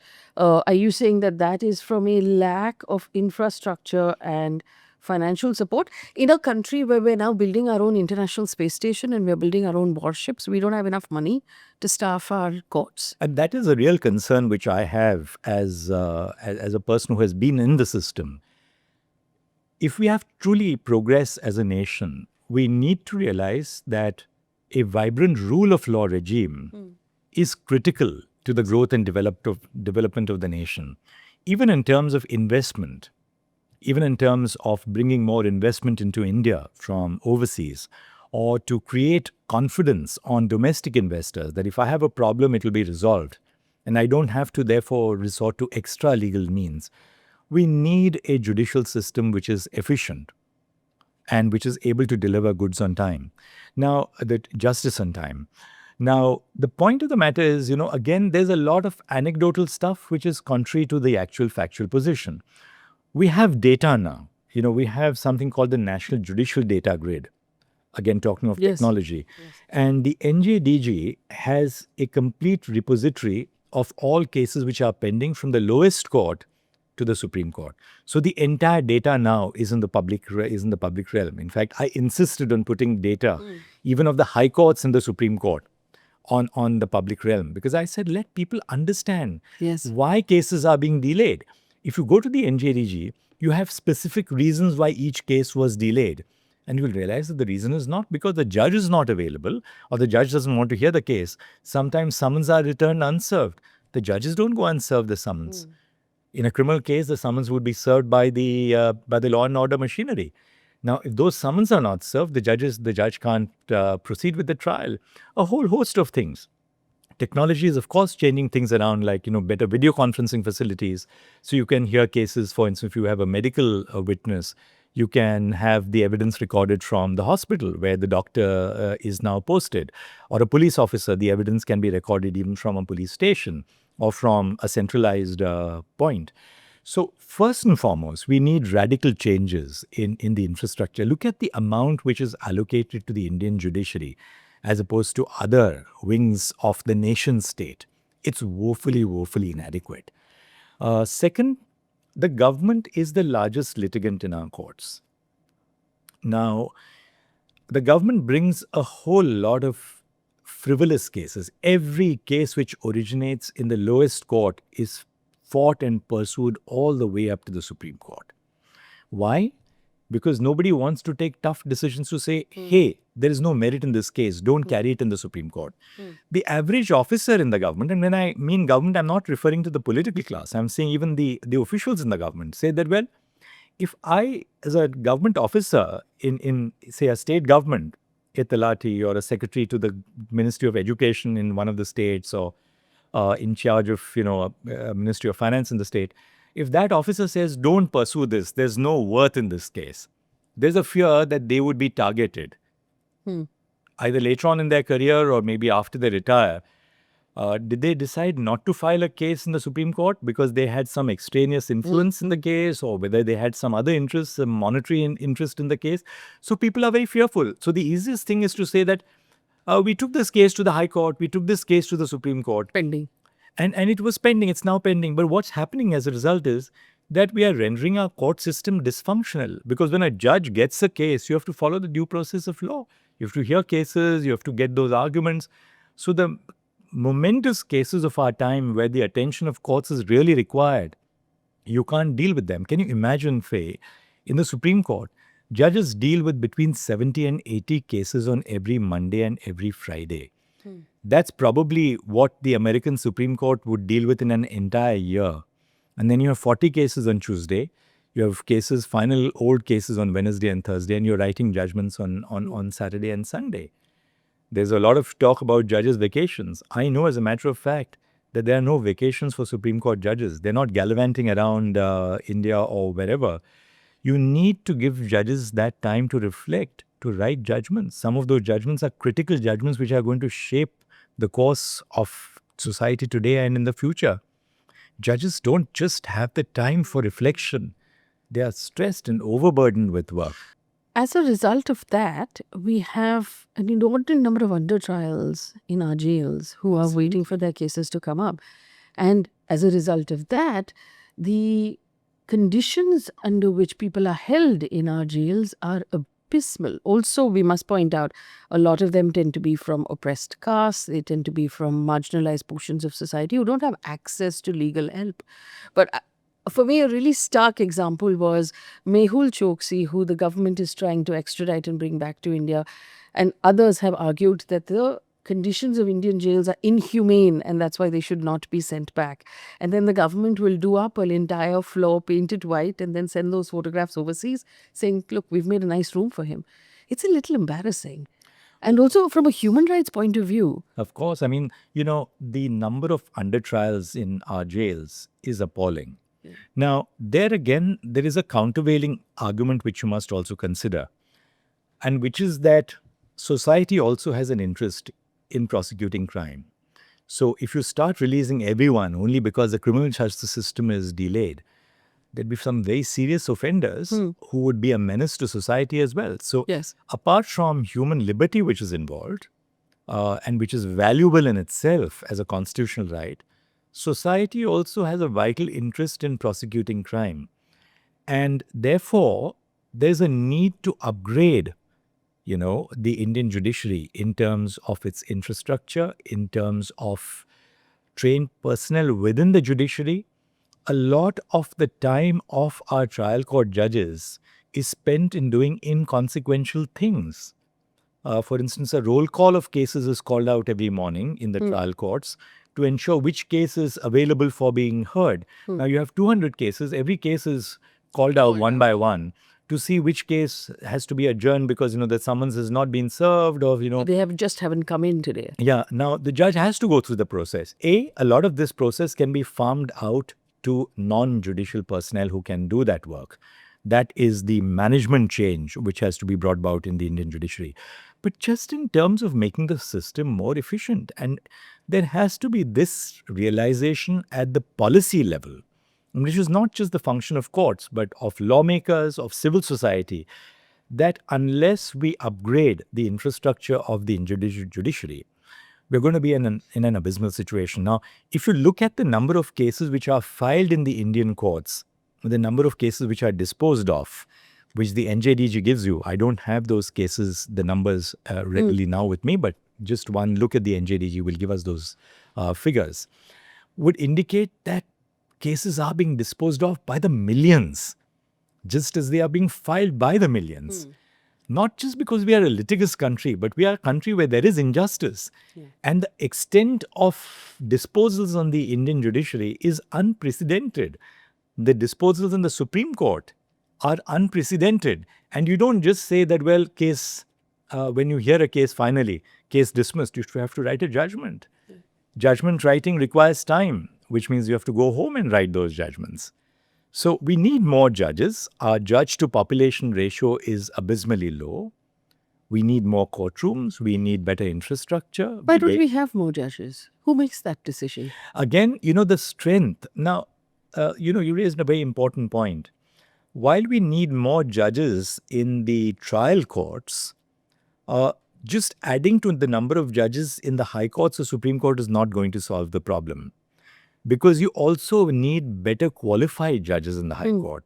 You need better qualified judges for the High Courts. Now, just adding to the number in the High Courts is not going to improve your disposals. In the district judiciary, the position is different. There you desperately need more judges to be appointed. Now, again, the number of judges who will be appointed is not determined by the strength of the district judiciary is not exclusively decided by the high courts or by the Supreme Court, because the funding has to come in from the government. And therefore, the whole process, I for one feel that, we now must think of an all-India judicial service where you will attract the best talent in the district judiciary. That involves, an element of the state rights. Will the states sort agree? Of like a UPSC... a UPSC not necessarily controlled by a government agency, but an agency which will ensure judicial independence as well by having an all-India judicial service for recruitment to the district judiciary. At least a certain proportion of vacancies in the district judiciary. So we'll have the best talent from across the country serving the district judiciary from across. I mean, right now there is the challenge of the Collegium that appoints judges to high courts and Supreme Courts. We saw a dissent by Justice Nagaratna who wrote that there's a compromise in these judgments, in these decisions of how judges are being picked. I won't ask you about any particular judgment, but is there a need to make that process more transparent, where our judges are being chosen for high courts and for Supreme Court? We don't know the process. It's not very transparent. Is there a need to make it more transparent, in your opinion? Talking of the Collegium, yes. When people criticize the Collegium, my answer is basically this. What system would be better than what we have at present? Would we want a situation, would we like to have a design parameter in terms of which appointments to the higher judiciary, like the high courts and the Supreme Court, would be made by the government? Obviously no, because you want independent judges. So when we criticize any existing system, and I'm dealing with the criticism of the Collegium, I'm not here to defend any system. We have to understand what's a better alternative. If one alternative, people say, is to have outside talent into the decision-making process, that is, people from civil society who will come into the decision-making process, apart from the judges, who will appoint them to those bodies? The devil lies in the fine print. So if you give the power to appoint, say, independent people from outside, again to the government, will those people who are appointed... be government appointees. Right? Now, therefore, if you are talking of an alternate system or a better system, how should that system be designed? What do we want to achieve? We ultimately want to achieve a process which is efficient, where judicial vacancies are not left unfilled over a long period of time. Second, you want judges who are independent, judges who are qualified, and judges who are appointed on merit, having due regard to the need for diversity. Diversity in terms of gender, diversity in terms of region, diversity in terms of bringing different groups in society, particularly marginalized groups. Now, I'll now deal with the issue of transparency which you raised. Absolutely, I completely agree with you, and I tried to do that as a judge of the Supreme Court and later on as a Chief Justice of India. Transparency at an objective level requires that you put out into the public realm the principles on the basis of which you make your decisions. Now, when I was Chief Justice of India, we put out onto the website of the Supreme Court the principles which we adopt in recommending people for appointment to the Supreme Court. The first principle which you follow is seniority, because the available pool of talent consists of judges from the high courts, the chief justices and other judges of the high court. And you, of course, have a few bar judges who come in from the Supreme Court bar or the high court bar for that matter. So the first principle is of seniority. Your pool, you look at, say, the first 50 or not. It's not like a inflexible yardstick, but you look at the senior most. They may be the chief justices of the high court. They may be the senior judges of the high court. You don't go to a judge who's serial number 50 in the order of seniority, because there are people who have led their lives in service of the institution. You can't completely displace their legitimate expectations of at least being considered for judges for high judicial office. So seniority is the first criteria. Not the most important, but one of the criteria. The second is merit. Now, how do you assess the merit of judges? In the Collegium, when I was Chief Justice of India, we would circulate to all the members of the Collegium judgments of those judges who are under consideration in a pen drive, and those judgments would be assessed by the members of the Collegium. We see judgments of the High Court judges, constantly. As I said, on Mondays and Fridays, you're constantly looking at judgments. But then as a Collegium, everybody looks at the same judgments together. In the High Courts, the process of assessment is a little different. The Collegium in the High Court consists of the Chief Justice and the two senior most judges. There is a judgment assessment committee. So when district judges are appointed as judges of the High Court, there is a judgment assessment committee which actually grades the judgments of the High Court judges. In the Supreme Court, when we assess High Court judges who are to be appointed to the Supreme Court, the judgments of those judges are circulated to the judges of the Collegium. So the second principle is merit. Have they done some exceptional work? Are they good in disposals? The third consideration is the need for diversity. And this was all put out onto the website of the Supreme Court. Diversity in what terms? Diversity of having more women into the Indian judiciary, into the Supreme Court. Diversity in ensuring that this does not become just a privilege of, the elite, because that's one of the criticisms. So diversity of people coming in from marginalized backgrounds, the scheduled castes, the scheduled tribes, people belonging to the backward classes, people belonging to minorities. So you must have representatives. There's no quota in the Supreme Court or in the High Court. Yes. But you must have this broad representation. Why? Representation, next important criterion, representation to different regions and high courts in India.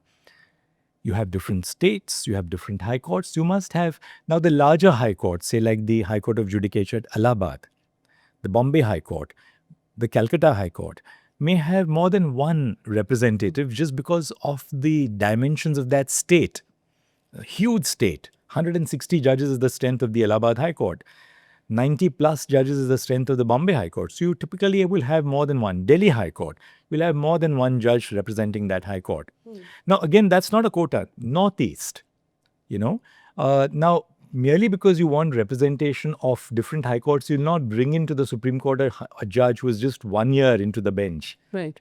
Because there are some high courts which are very young high courts. Judges are very young because they have, say, 5 judges in that high court. Say, in a court of, say, 7 judges, judges progress up the ladder very fast. in a court like Bombay, I started presiding over a bench only after I had completed about 12 years on the bench. Your progression is much slower.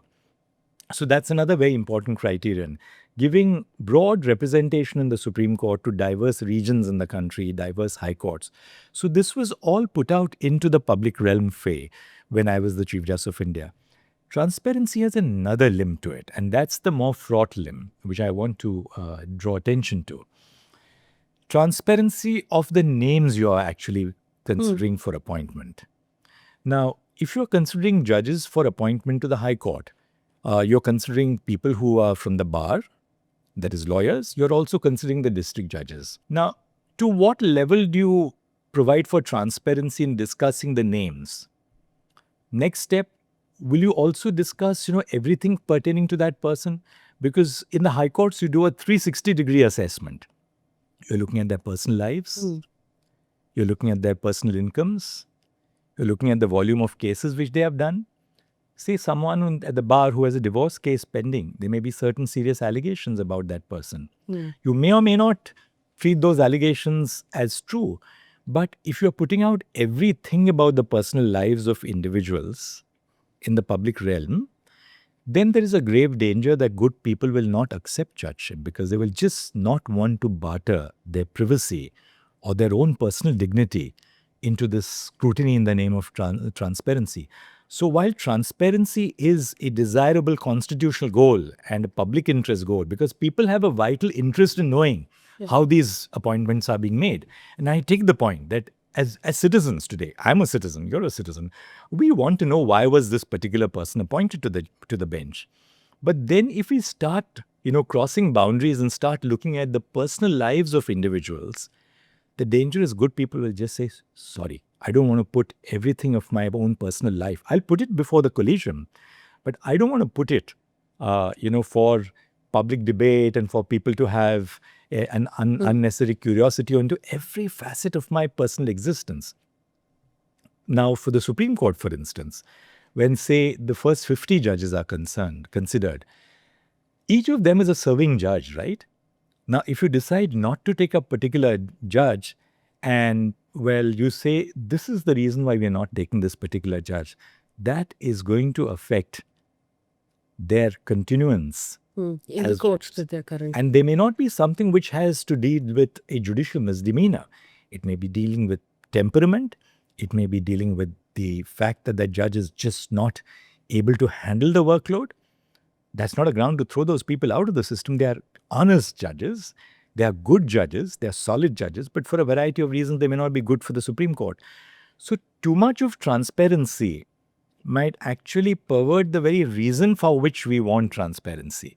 So you must have transparency in terms of putting out in the public realm the basis on which you decide and perhaps some reasons why you have chosen people. And we tried to do that when I was a judge and Chief Justice particularly, that when we formulated our recommendations for appointment, we would put out a short statement on why that particular person was being recommended for appointment. Sometimes, Faye, what happens is that recommendations are made by the Supreme Court. The final step for appointment to the High Courts is it originates initially in the High Courts. The file goes thereafter to the government of the state. The state gives its inputs. A file also simultaneously goes to the Government of India, the Ministry of Home Affairs. There's a detailed investigative, the IB does an investigative exercise and will put out a report. Then the file comes to the Supreme Court. Now, what we try to do is that, when you send a recommendation or a set of recommendations from the Supreme Court to the government, because the ultimate appointment is made by the president, the government can send back the file for reconsideration. That, though you have recommended these names, these are the objections which you have, because it's a consultative process.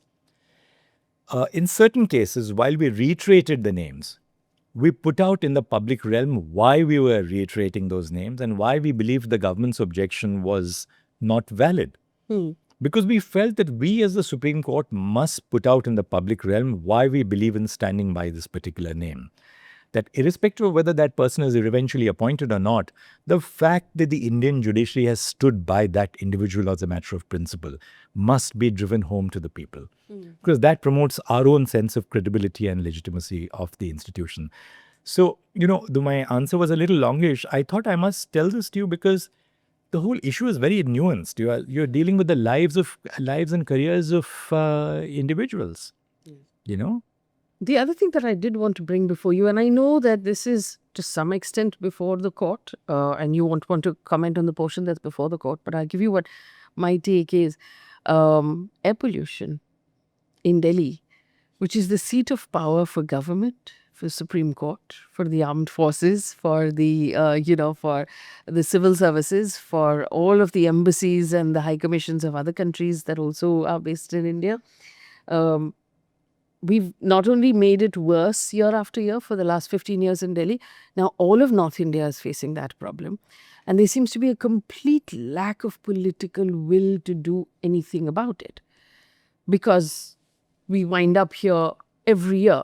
So if politics and government, state and center, are not going to do anything about it, is that room then for the courts to step in and say, this is not okay, we're going to fix it, like it was done during COVID, right, where the courts did step in because there was need, their lives were at stake. I don't understand how air pollution today in the city of Delhi is any different from where COVID was in its first wave and second wave, where the courts need to step in. But why are they not stepping in? The courts has stepped in on issues of air pollution. In fact, for instance, the evolution of the GRAP 1, GRAP 2, GRAP 3, GRAP 4 norms was something at the bidding of the court. The court really pushed the executive into formulating norms. Now, the courts have had to step in the area of environmental protection for the simple reason that the implementation of the law is lax. I mean, as a citizen who resides in Delhi, I'm also deeply concerned over the level of air pollution. Air pollution affects every one of us, yes, irrespective of social class or strata. And worse, it affects the most vulnerable the most. Those who don't have organized dwellings, people who do not have proper homes, who don't have air purifiers at home, children who are going to schools which are open, municipal schools. Well, the fact that schools have not been closed yet and children are still going to school. Children are still going to school. The fact of the matter that there are going to be no quick fixes, the problem of air pollution in Delhi. Every time that, the AQI, goes worse, if we just have some quick fix, it's not going to do its job at that particular point of time. And second, we are going to ignore the broader issues underlying pollution in Delhi, which is again extremely complex. You can't attribute it to any one particular cause exclusively. Now, the reason why this is so, therefore, is multifaceted. Everyone knows about the chief reasons for air pollution in Delhi. Courts step in for the simple reason that unless we do that, how do we discharge our constitutional responsibilities as protectors of personal liberties of our citizens? Right to life at this point. Right to life of personal liberty. But apart from the fact that therefore there's a justification for the courts to enter the area, we must also realize that courts can't run government. Certain decisions have to be taken by the administrative agencies of the government. But isn't this a violation of a fundamental right? More than one. Yes, but of course. The most important. And therefore courts, the courts can do two things. They can formulate what needs to be done, which is again something the courts have done in the past on the grounds of environmental pollution. But they also must prod the agencies into doing their work. Come on, tell us, what are you going to do this? How are you going to do this? How are you dealing with the issue of stubble burning? How are you dealing with the problem of excessive cars which are not pollution compliant entering the city of Delhi? What are you dealing with construction dust in Delhi? Each one of these, how are you dealing with the thermal power station? How are you dealing with the illegal industries which need to be controlled and to ensure that they maintain environmental norms? How are you dealing with, in a different context, the discharge of sewage into the Yamuna? So courts can certainly push the administrative agencies to be alive to those concerns and take decisions. My concern is if the court were to direct a specific measure, then again, our citizens could well ask us, ask our courts, do you have all the scientific knowledge? Do you have all the technical knowledge to understand the complexities of the issues? Which is not therefore a reason why the court shouldn't enter the area. Plainly, it's the mandate under the constitution to enter the area. But courts also have a dual function of ensuring that those who are entrusted to implement the law, the authorities in the state, whether it's the pollution control board or whatever, actually implement the law. We have the best laws on issues of environmental protection, whether it's the Environment Protection Act, the Air Pollution Act, the Water Act, so on and so forth. The problem is about the laxity in the implementation of the law. And I do believe that the courts do have a vital role to play, even though they have their own limitations in the area. The other thing that has become really prominent from the Supreme Court in the last few months is judgments about stray dogs, which become very emotive issues on social media for people who love dogs. There was one sweeping judgment that then the court itself reconsidered, and there has been recently another judgment right now. How come it applies here but does not apply in air pollution? Well, you just said the court would not want to enter a space where it is being questioned, saying, do you have the scientific knowledge to actually make this decision? But in the case of stray animals, decisions have been made that are now being questioned by civil society, saying this is completely unthought through. Even in the area of air pollution, I didn't say that the court shouldn't enter. In fact, I said the courts have to enter. But having entered the area, the courts have to understand the complexity of the situation. That the causes of air pollution in a place like Delhi are multifaceted. You don't have one single cause. And the causes themselves are extremely diffuse. So while courts do enter and they do lay down mandatory norms for compliance consistent with the law, equally a part of the function of the court is also to ensure that those who are entrusted with implementing the law implement the law. In the area of stray dogs, again, the matter is pending before the Supreme Court, so I shouldn't be hurt to, either be critical of my own colleagues who have been taking decisions. But there again, we have well-defined norms in terms of the animal control rules. We have laws, we have rules which have been enacted under statutes enacted by Parliament, which have to be plainly enforced. Now, one of the things which I see where the concern of the court also comes in, and let's not completely overlook that concern, which is that there are very serious issues of resident safety. People, children who have been bitten by dogs. There are colonies in Delhi where people find, and for that matter, even in Mumbai, I know as a matter of personal knowledge, where people find it extremely fearful to step out early in the early hours of the morning or late at night. Now, what is the answer to it? Our laws provide primarily for the neutering of stray animals, the sterilization of dogs, because there is scientific evidence to indicate that neutering even a pet at home makes them calmer. The same principle applies, in public spaces as well. Why do you have so many stray dogs?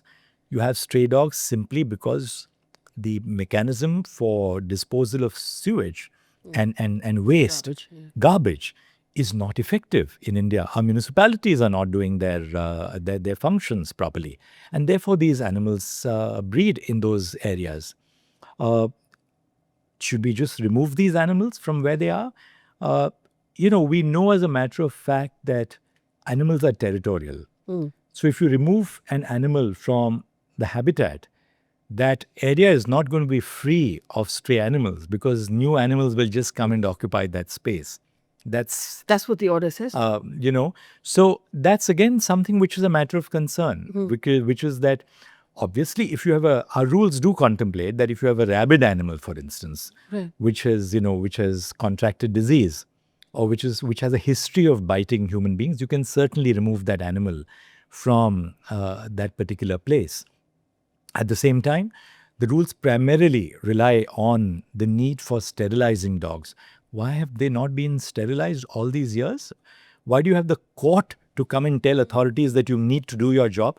They should be doing that job themselves without a direction from the court. But the courts have had to step in.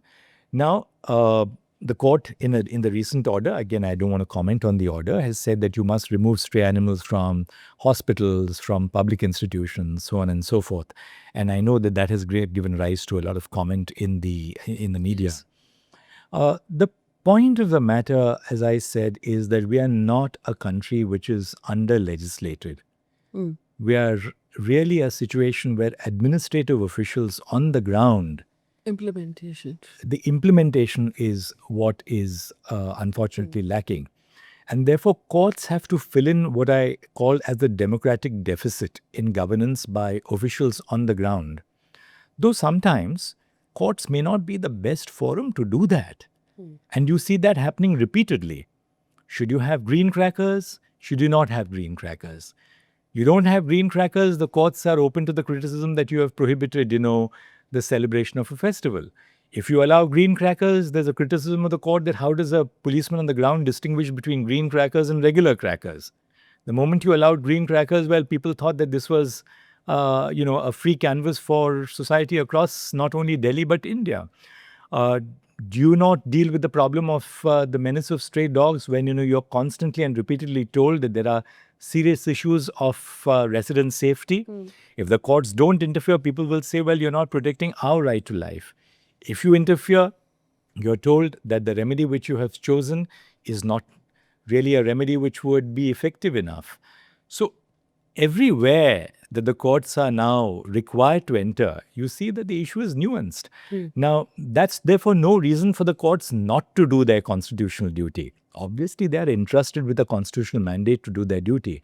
But as judges, again, we need to be conscious of the fact that every ill in society cannot be effectively dealt with by the courts, which is not to say, therefore, that you will not deal with those issues. You will deal with the issues, but understanding that there are answers which must lie elsewhere as well.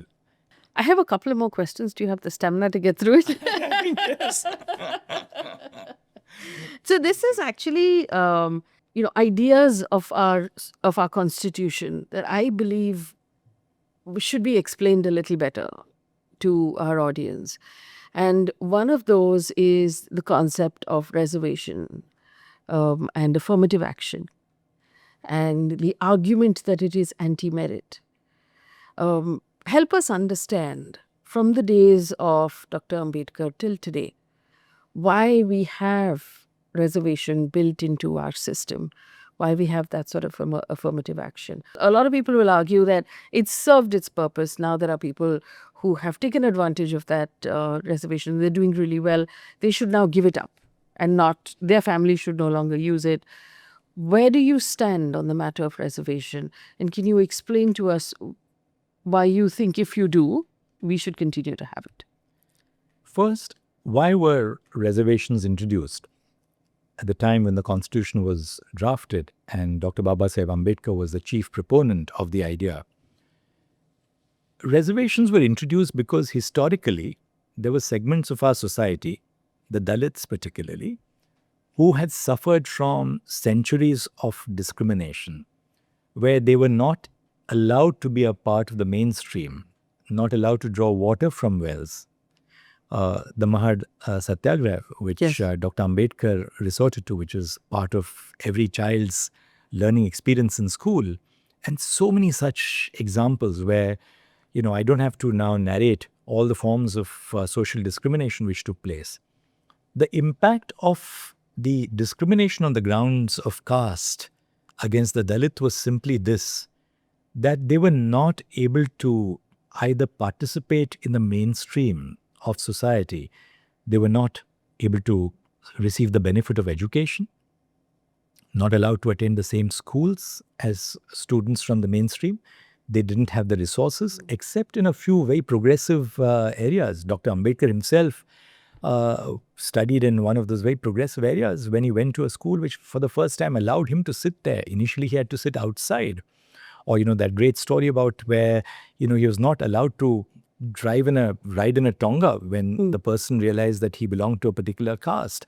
So social discrimination had such a deep imprint on the development of communities which had historically been subjected to social prejudice, that Dr. Ambedkar believed that it is only when you allow for reservations that will you give a level playing field and an equal platform for these communities which had been discriminated in the past. That was the first thing. Second, is it against merit? That depends on how we define merit. And I've said this in my judgments as well. Several judgments I've dealt with this issue. Is merit, for instance, in terms of, say, admission to engineering courses or medical courses or law courses, only a product of the scores which you have? Now, take a case of a young student who belongs to a criminal tribe of the past, which has been discriminated against, or a young Dalit student whose parents don't have resources for them to go to a coaching class to participate in the CLAT examination effectively. A student who doesn't have an English background and the entire examination takes place in English. Can that student really aspire to compete with somebody who comes from a strata of our society where they can go to the best coaching classes, the best schools in an urban metropolitan township? They have the cultural or the social capital which contributes to their success in the examination. Now, can we say, for instance, that my whole thesis is that you can't say that. A young Dalit boy who has not gone to an English school, who didn't have the coaching class to prepare her or him for a competitive examination, and therefore does not rank in the first 50 to fill up the 50 seats in that particular national law school. Given the opportunity, that young person would be capable of performing responsibly, either in private society or in a public office later on in life. So merit is not just about the raw test scores in an examination, but about bringing into the mainstream, in an inclusive sense, different segments of society. So whether you treat reservation as anti-merit or furthering merit depends on how you define merit. If you define merit in very inclusive terms, then actually reservation is all part of a meritocratic society because you're bringing different segments of the society into it, which we have now seen in the case of women. That if you give a woman a level playing field, she'll do as brilliantly or better. In fact, better now, as statistics globally indicate, than men.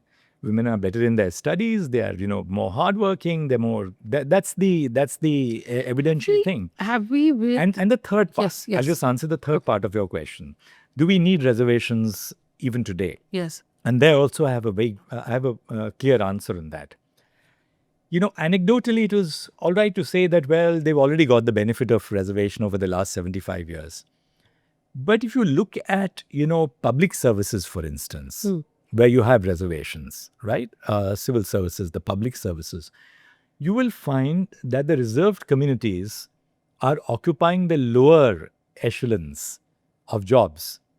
The purpose of reservations is not to have more class for employees, but to allow these people to progress up the ladder. And even today, we do have societal discrimination against the most marginalized of our communities, whether it's the Dalits, the backward classes, or other segments of our society. So we haven't reached the point where we can say that where we have complete equality in society and therefore the need for reservations has come to an end. But taking the point which you made, which is again very valid, what if those parts of these communities which have now progressed, and there's no denying the fact that some communities have progressed up the social ladder. Some families within those communities have progressed up the social ladder. And that, in the case of the backward classes, what we call the socially and educationally backward classes, that's the word which is used in the Constitution, Article 15. We apply now the income criterion, the creamy layer. That is, the creamy layer among the OBCs should be excluded from the benefit of reservation. We haven't applied that in the case of the SCs and the STs, except for an observation which the present Chief Justice of India made in one of the cases. But a very interesting issue which came before the Supreme Court when I was the Chief Justice and I wrote the main judgment of the court was, can there be a sub-classification of the scheduled castes and scheduled tribes? To explain it in very simple terms, the list of scheduled castes and the scheduled tribes is formulated under an act of parliament in relation to each state. So there are different castes and tribes for every state. Now, if a state government feels that a particular caste has made that progression up the social and economic ladder, can the state government say that, well, we will give the benefits primarily to those castes which are still at the bottom rung of the ladder? Because you still find in states that certain castes are still not progressing because they've just not been given those benefits, because they were at the lowest end of the spectrum. Yes. They didn't have the political heft or the benefit of progressing up the ladder. And the Supreme Court answered the question in the affirmative. We said that the state governments, the states, can subclassify the castes and the tribes which have been designated as scheduled castes and scheduled tribes to allow benefits to percolate among the poorest or the most discriminated among those castes. So the effort now must be, which if I may say 2.0, to ensure that the benefits go not to those who are the least deserving, who've already got those benefits, but to those among the scheduled castes and scheduled tribes who are the most deserving, who are still at the bottom end of the ladder, who have not made that social progression, who still suffer from the worst forms of discrimination. And Faye, just as in the case of women, for all those people who say that, well, why do you have all these laws protective of women? Likewise, in the case of scheduled castes, you see every few weeks or every few days examples in the media of people, of terrible stories of people, committing, young students committing suicide because they were not able to combat, the stress, discrimination within our colleges and universities, discrimination in civic life, someone, who has been tortured. So I don't believe that discrimination has come to an end. Dr. Sanjay Nagral, who's a doctor in Mumbai, very beautifully put it when I was asking him this question about the medical fraternity, where the din about reservation is normally really loud. He said, it's very interesting. The South Mumbai children of doctors, who you may consider top merit, tend to get qualified in India, then go overseas to practice. Whereas very often we have seen members of marginalized communities tend to go back to their communities to serve. So they will go back to the tribal areas to serve. They will serve within their own communities. And that is what India needs. We need doctors who are willing to serve in these areas. And that is why merit. That is merit. That is the merit. That people belonging to the marginalized communities who will go back to rural India, who will go back and serve their communities. Unserved, yes. The unserved communities. That is true merit, which is not to say that people from the marginalized communities cannot go and become doctors in the US or wherever. Yeah. I mean, it's a free world. Yeah. But so many of them, but they will have a personal vested interest in serving their own community. Exactly, because they have come face to face with discrimination. Yeah. And therefore, that is true merit. And if, going forward, if that's our vision of India, of providing services to the most underserved segments of our society, that, to my mind, is the true definition of merit.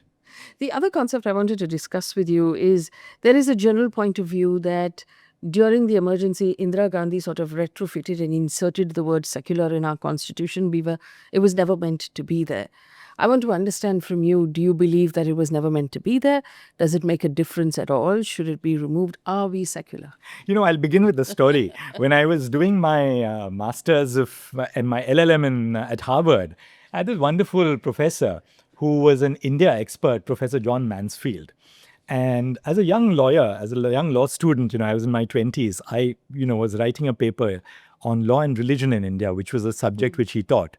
And he said, one of those words in your constitution, Dhananjay, which I find it very difficult to understand is the word secular, for an American professor. He said, what do you mean by the word secular? So that is something which I recall now. When the constitution was framed, as we know, the word secular was not a part of the Constitution preamble. Mrs. Gandhi's 42nd constitutional amendment, which came in during the emergency in 1976, inserted the word secular into the Constitution in the preamble. Now, it's important to understand that the preamble by itself does not give us an enforceable fundamental right. Right? The preamble is a statement of objectives, the purpose of the Constitution. What is enforceable is our fundamental rights. Yeah.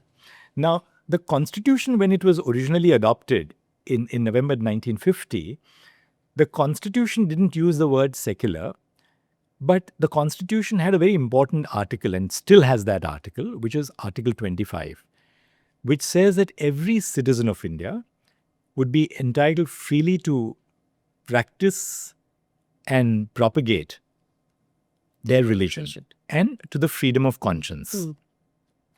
So even though the word secular was not used in the Constitution as it was originally enacted, there were important provisions of the Constitution which establish equal respect for all religions. The Constitution was founded on the understanding that India is a pluralistic society. People belonging to different cultures, faiths, regions, languages. That's the beauty of India. That's the rich tapestry of India.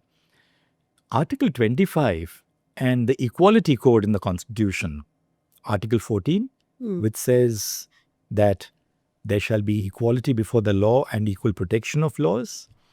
Article 15, which prevents discrimination of caste, religion, sex, place of birth or descent, again is a part of the Equality Code. So Article 14, equality. Article 15, equality. Article 16, of course, in case of public employment. Article 25 and Article 21, the right to life and personal liberty. The right to life means that we treat each other with dignity. So this whole group of fundamental rights established one fundamental principle, that we accept the fact that we are a pluralistic society and the strength and stability of our society lies in its diversity. In fact, you asked me a question as to why, do I believe that, we will not have the Nepal sort of situation in India a moment ago. I didn't answer that part of the question. I just lost sight of it. To my mind, you said the existence of the courts is a very vital reason. Apart from the courts, I think one critical reason for the stability of the nation is its diversity and the identity which rests in each of our states as well.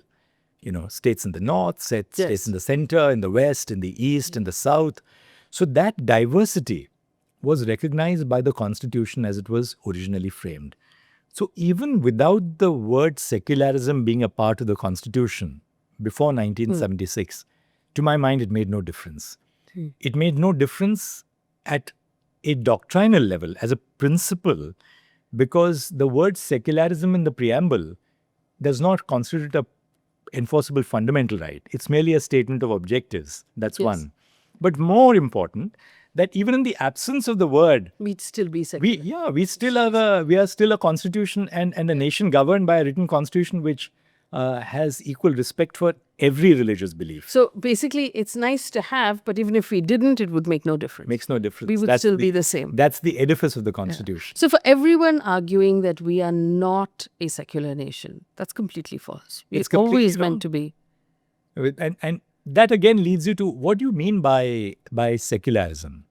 I mean, there are other provisions of the Constitution. For instance, provisions of the Constitution which say that if an educational institution is funded completely by the state, there shall be no religious instruction.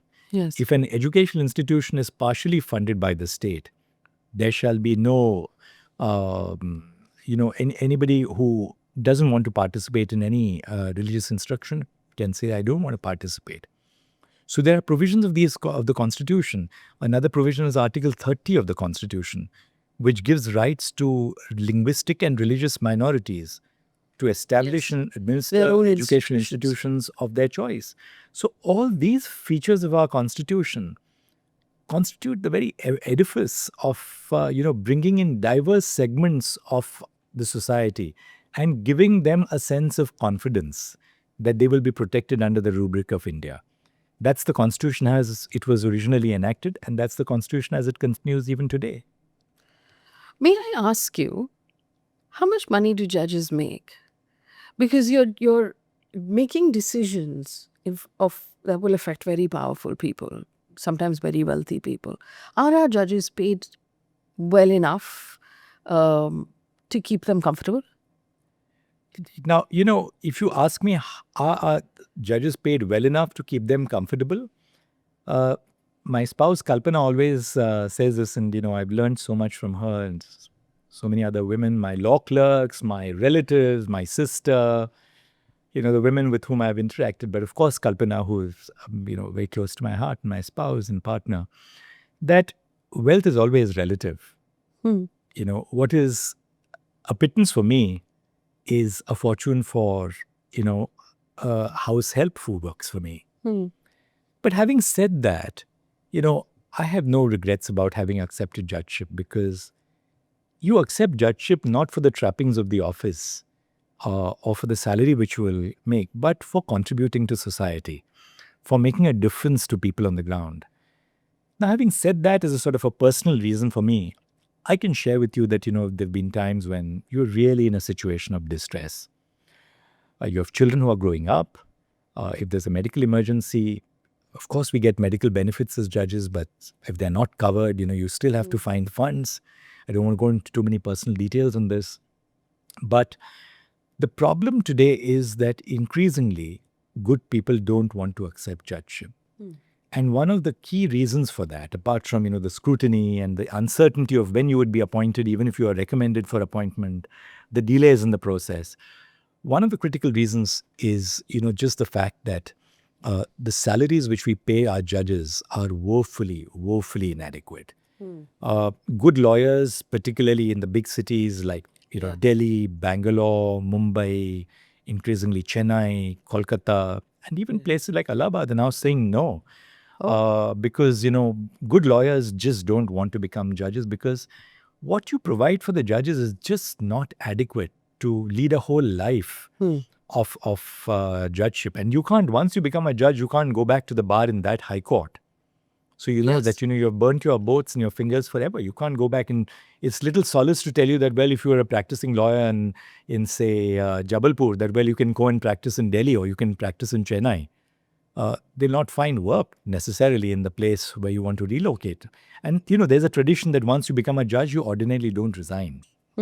But, the problem there is that there is this tendency to link judicial salaries with salaries of the bureaucracy. And we have said this repeatedly in judgments of the Supreme Court, that judgeship cannot be equated to any other public position. You need men and women of independence. You need men and women of talent who are giving up lucrative careers. And who should not need favors from anyone. And who should not need favors, and who shouldn't be looking at what will happen to them in retirement if, they don't ask for favors. A lot of judges, which is not to say that judges therefore have an eye on retirement in terms of what they decide. No, judges are extraordinary. Despite all the odds which are stacked against them, you have judges who are exceptionally independent, honest. But, if we have to invest more in providing better systems for the judiciary, better, conditions of service for our judges, you're not doing that for judges themselves, but you are doing that for the nation. Say, giving a good salary to judges is not just about making today's judges more comfortable, but of protecting the interest of the nation. Because, you want your judges, for instance, to be free of want, so that then they don't look beyond their shoulders to unfortunate means of earning and accumulating wealth. So there is a vital national interest in providing good terms and conditions of service for judges. Especially because judges retire at 65. And in the high courts at 62, in the district judiciary at the age of 60. And technically, legal careers for lawyers who practice, they could go right up till 85, 89, 92, we've seen in some cases. So what happens to a Supreme Court judge after you retire? What are you doing now other than writing the books? I'm also doing a bit of private work. Okay. I do my own consultancy, private consultancy. I can also do arbitrations, which are not don't involve court work. Of course, you are absolutely in the private space. So I'm doing work as an international arbitrator, some domestic arbitrations as well. Enjoying being a private consultant. But apart from that, but that is important to sustain the body and the soul and to keep mind and body intact, because you still have to pay your monthly bills. Yes. And the pension which you get as a retired judge or chief justice is not enough to keep you and deal with all the rainy days and to deal with all the obligations and, the responsibilities which you have. And you have to give, I mean, there were questions and, you have to give up the house and the perks and then live out on your own. Okay, absolutely. But, you have some perks even in retirement. For instance, you get medical benefits.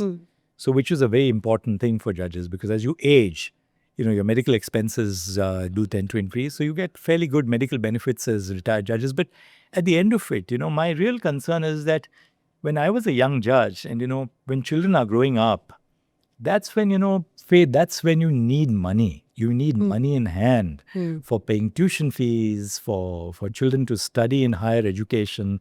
Both my boys got scholarships, which was fine. I got a scholarship to study at Harvard.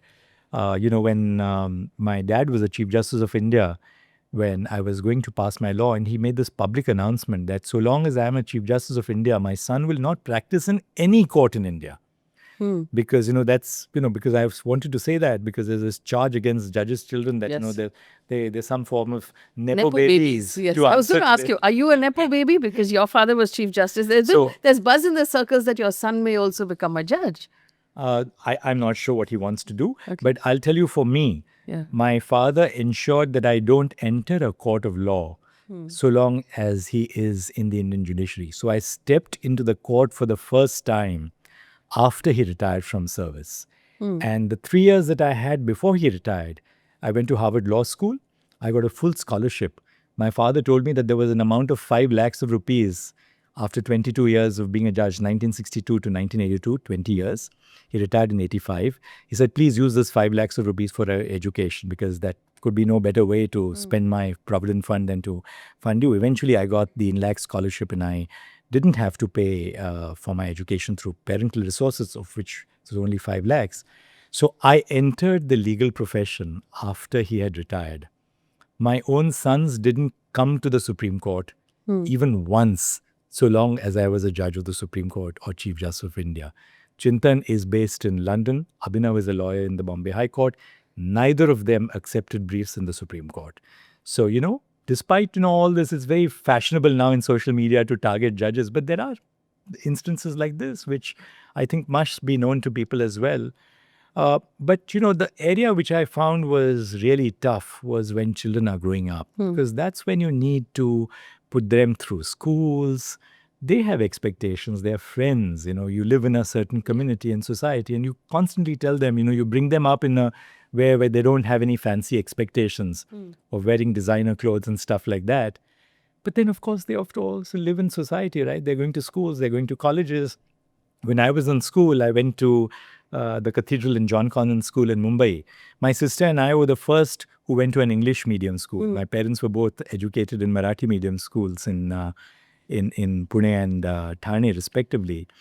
But when I went to school, there's a big disconnect between, my peers and for me.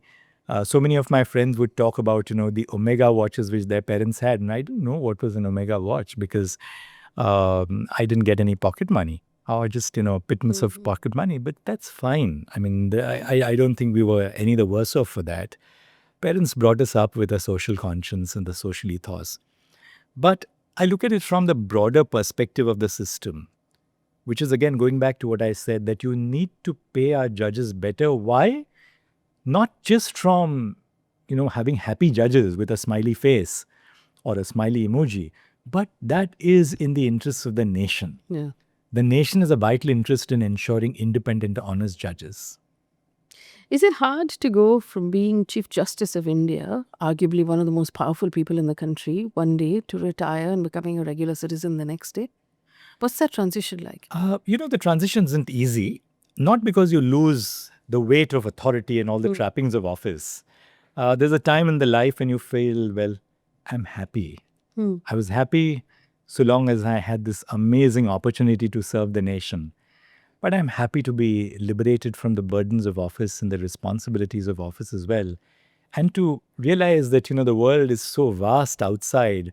India has changed over the last 25 years that when I was last a member of the bar. So it's just, I'm loving every bit being a private citizen. Because, otherwise, as a judge, and particularly in today's times, every aspect of your personal life seems to be in the public realm and in the social media.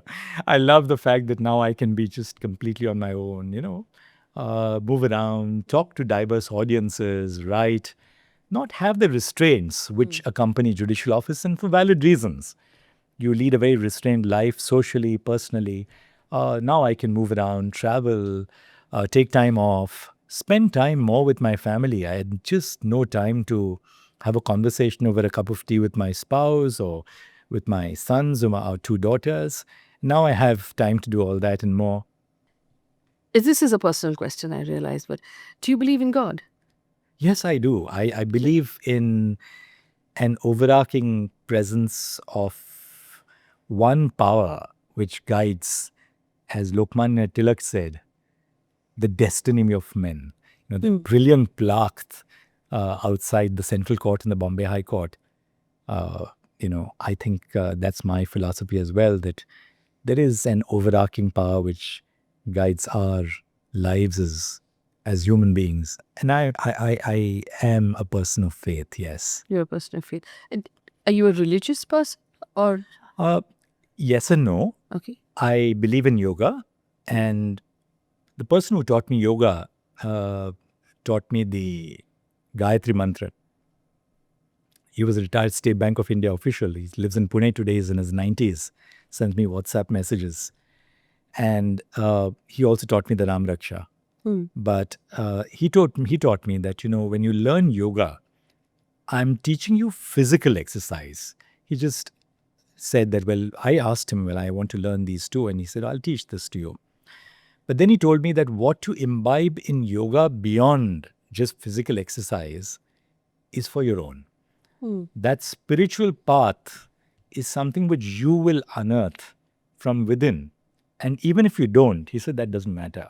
My deed is done if you just learn the physical benefit of yoga. But I do spend an hour every morning in prayer. Faye, a lot of it has also to do with, the experiences which we come across in life. My late former wife was diagnosed with cancer in 1998 when I was 36 and she was 34. She passed away after a long tryst with cancer in 2007. And, that whole period when I was her sole caregiver was a very difficult time because our children were growing up. Our two boys are very young, and we had to ensure that they were not affected as young children. So where do you find a sense of solace and faith? I was doing yoga all along, so that was a wonderful opportunity to sort of use that progression to move into a greater realm of spirituality. After that, I found as a judge a great amount of solace in spending time in prayer, in spending time in meditation and reflection. So for me, religion has given me now an opportunity to move into a more evolved realm beyond religion. And I grew up in Mumbai, and I went to the cathedral in John Connon School. My sister was a student of Queen Mary's. Father went to Nutan Marathi Vidyalaya in Pune, and my mother was a student of King George's High School here in Dadar, and then I think she went to a school in Pune as well, in Huzurpaga. But, growing up as a child in Mumbai, our school gave us a complete option to either to go to church with all the other children. If you didn't want to go to church, your parents were allowed to just send a little note in that, my child will remain in school. My parents actively encouraged me to go to church. So all of us would troop in, to church not every day, But on special ceremonial occasions, I was a part of the choir as a young child. I loved all the hymns. So I grew up in a very eclectic family, where my parents actively encouraged us to partake of different experiences of life. Uh, Even now, when I go to Goa, I go to the church and I kneel down and spend time in prayer.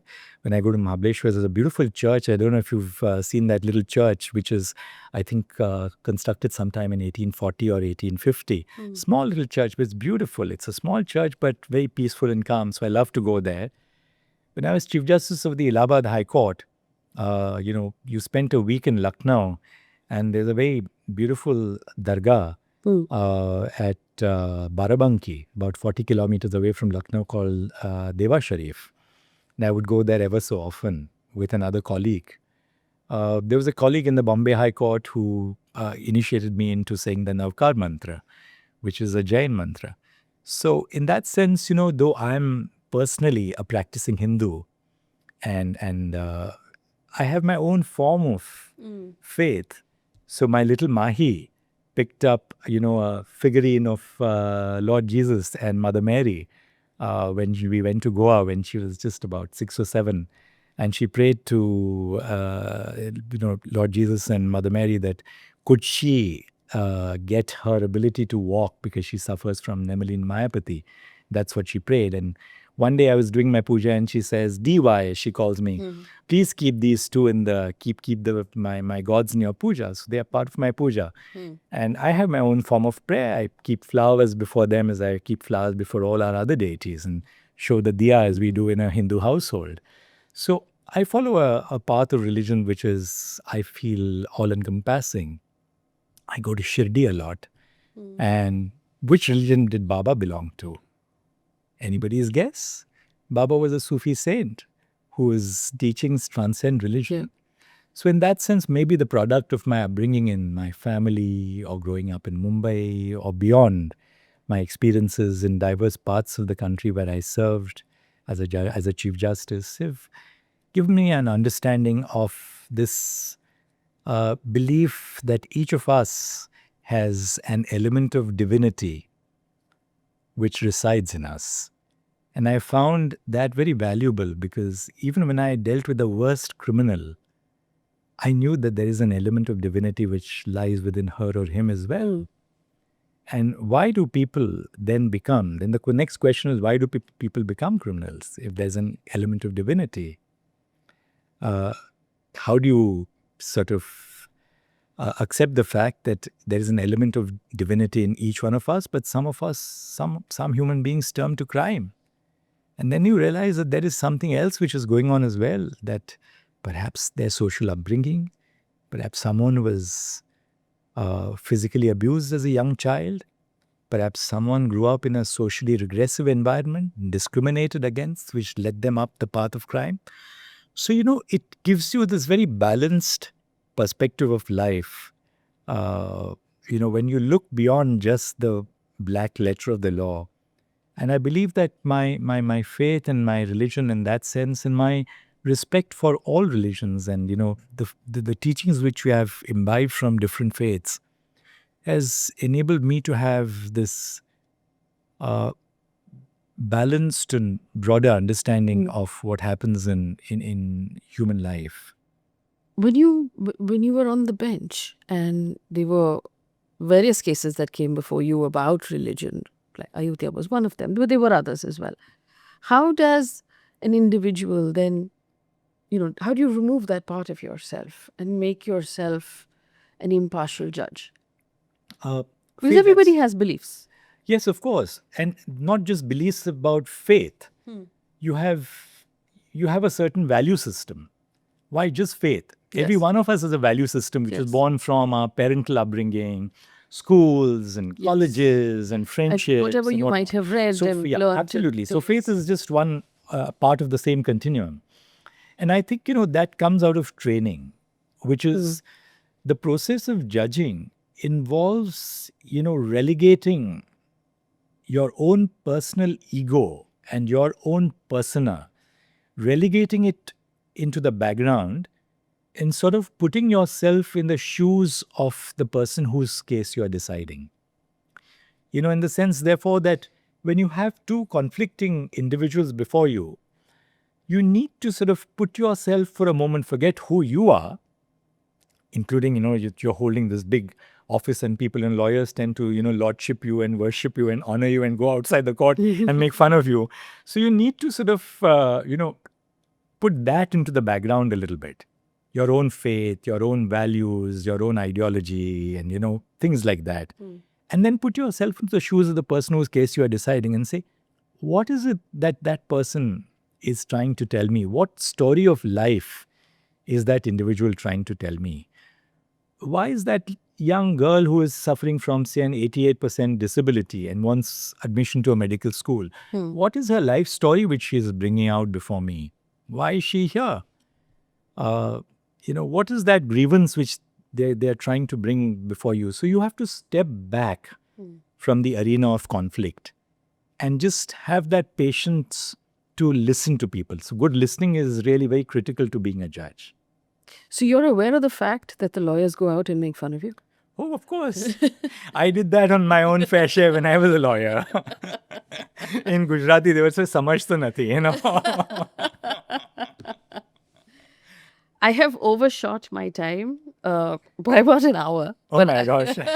But thank you so much for Thank you speaking very with me much. today. I'm sure I could go on for the rest of the day, but I really shouldn't. Thank you so much. It's been Zina, a just pleasure. a complete pleasure. Thank you so much. And thank you for your patience in giving me a little opportunity to be prolix. Thank you. Thank you, sir. Thank you.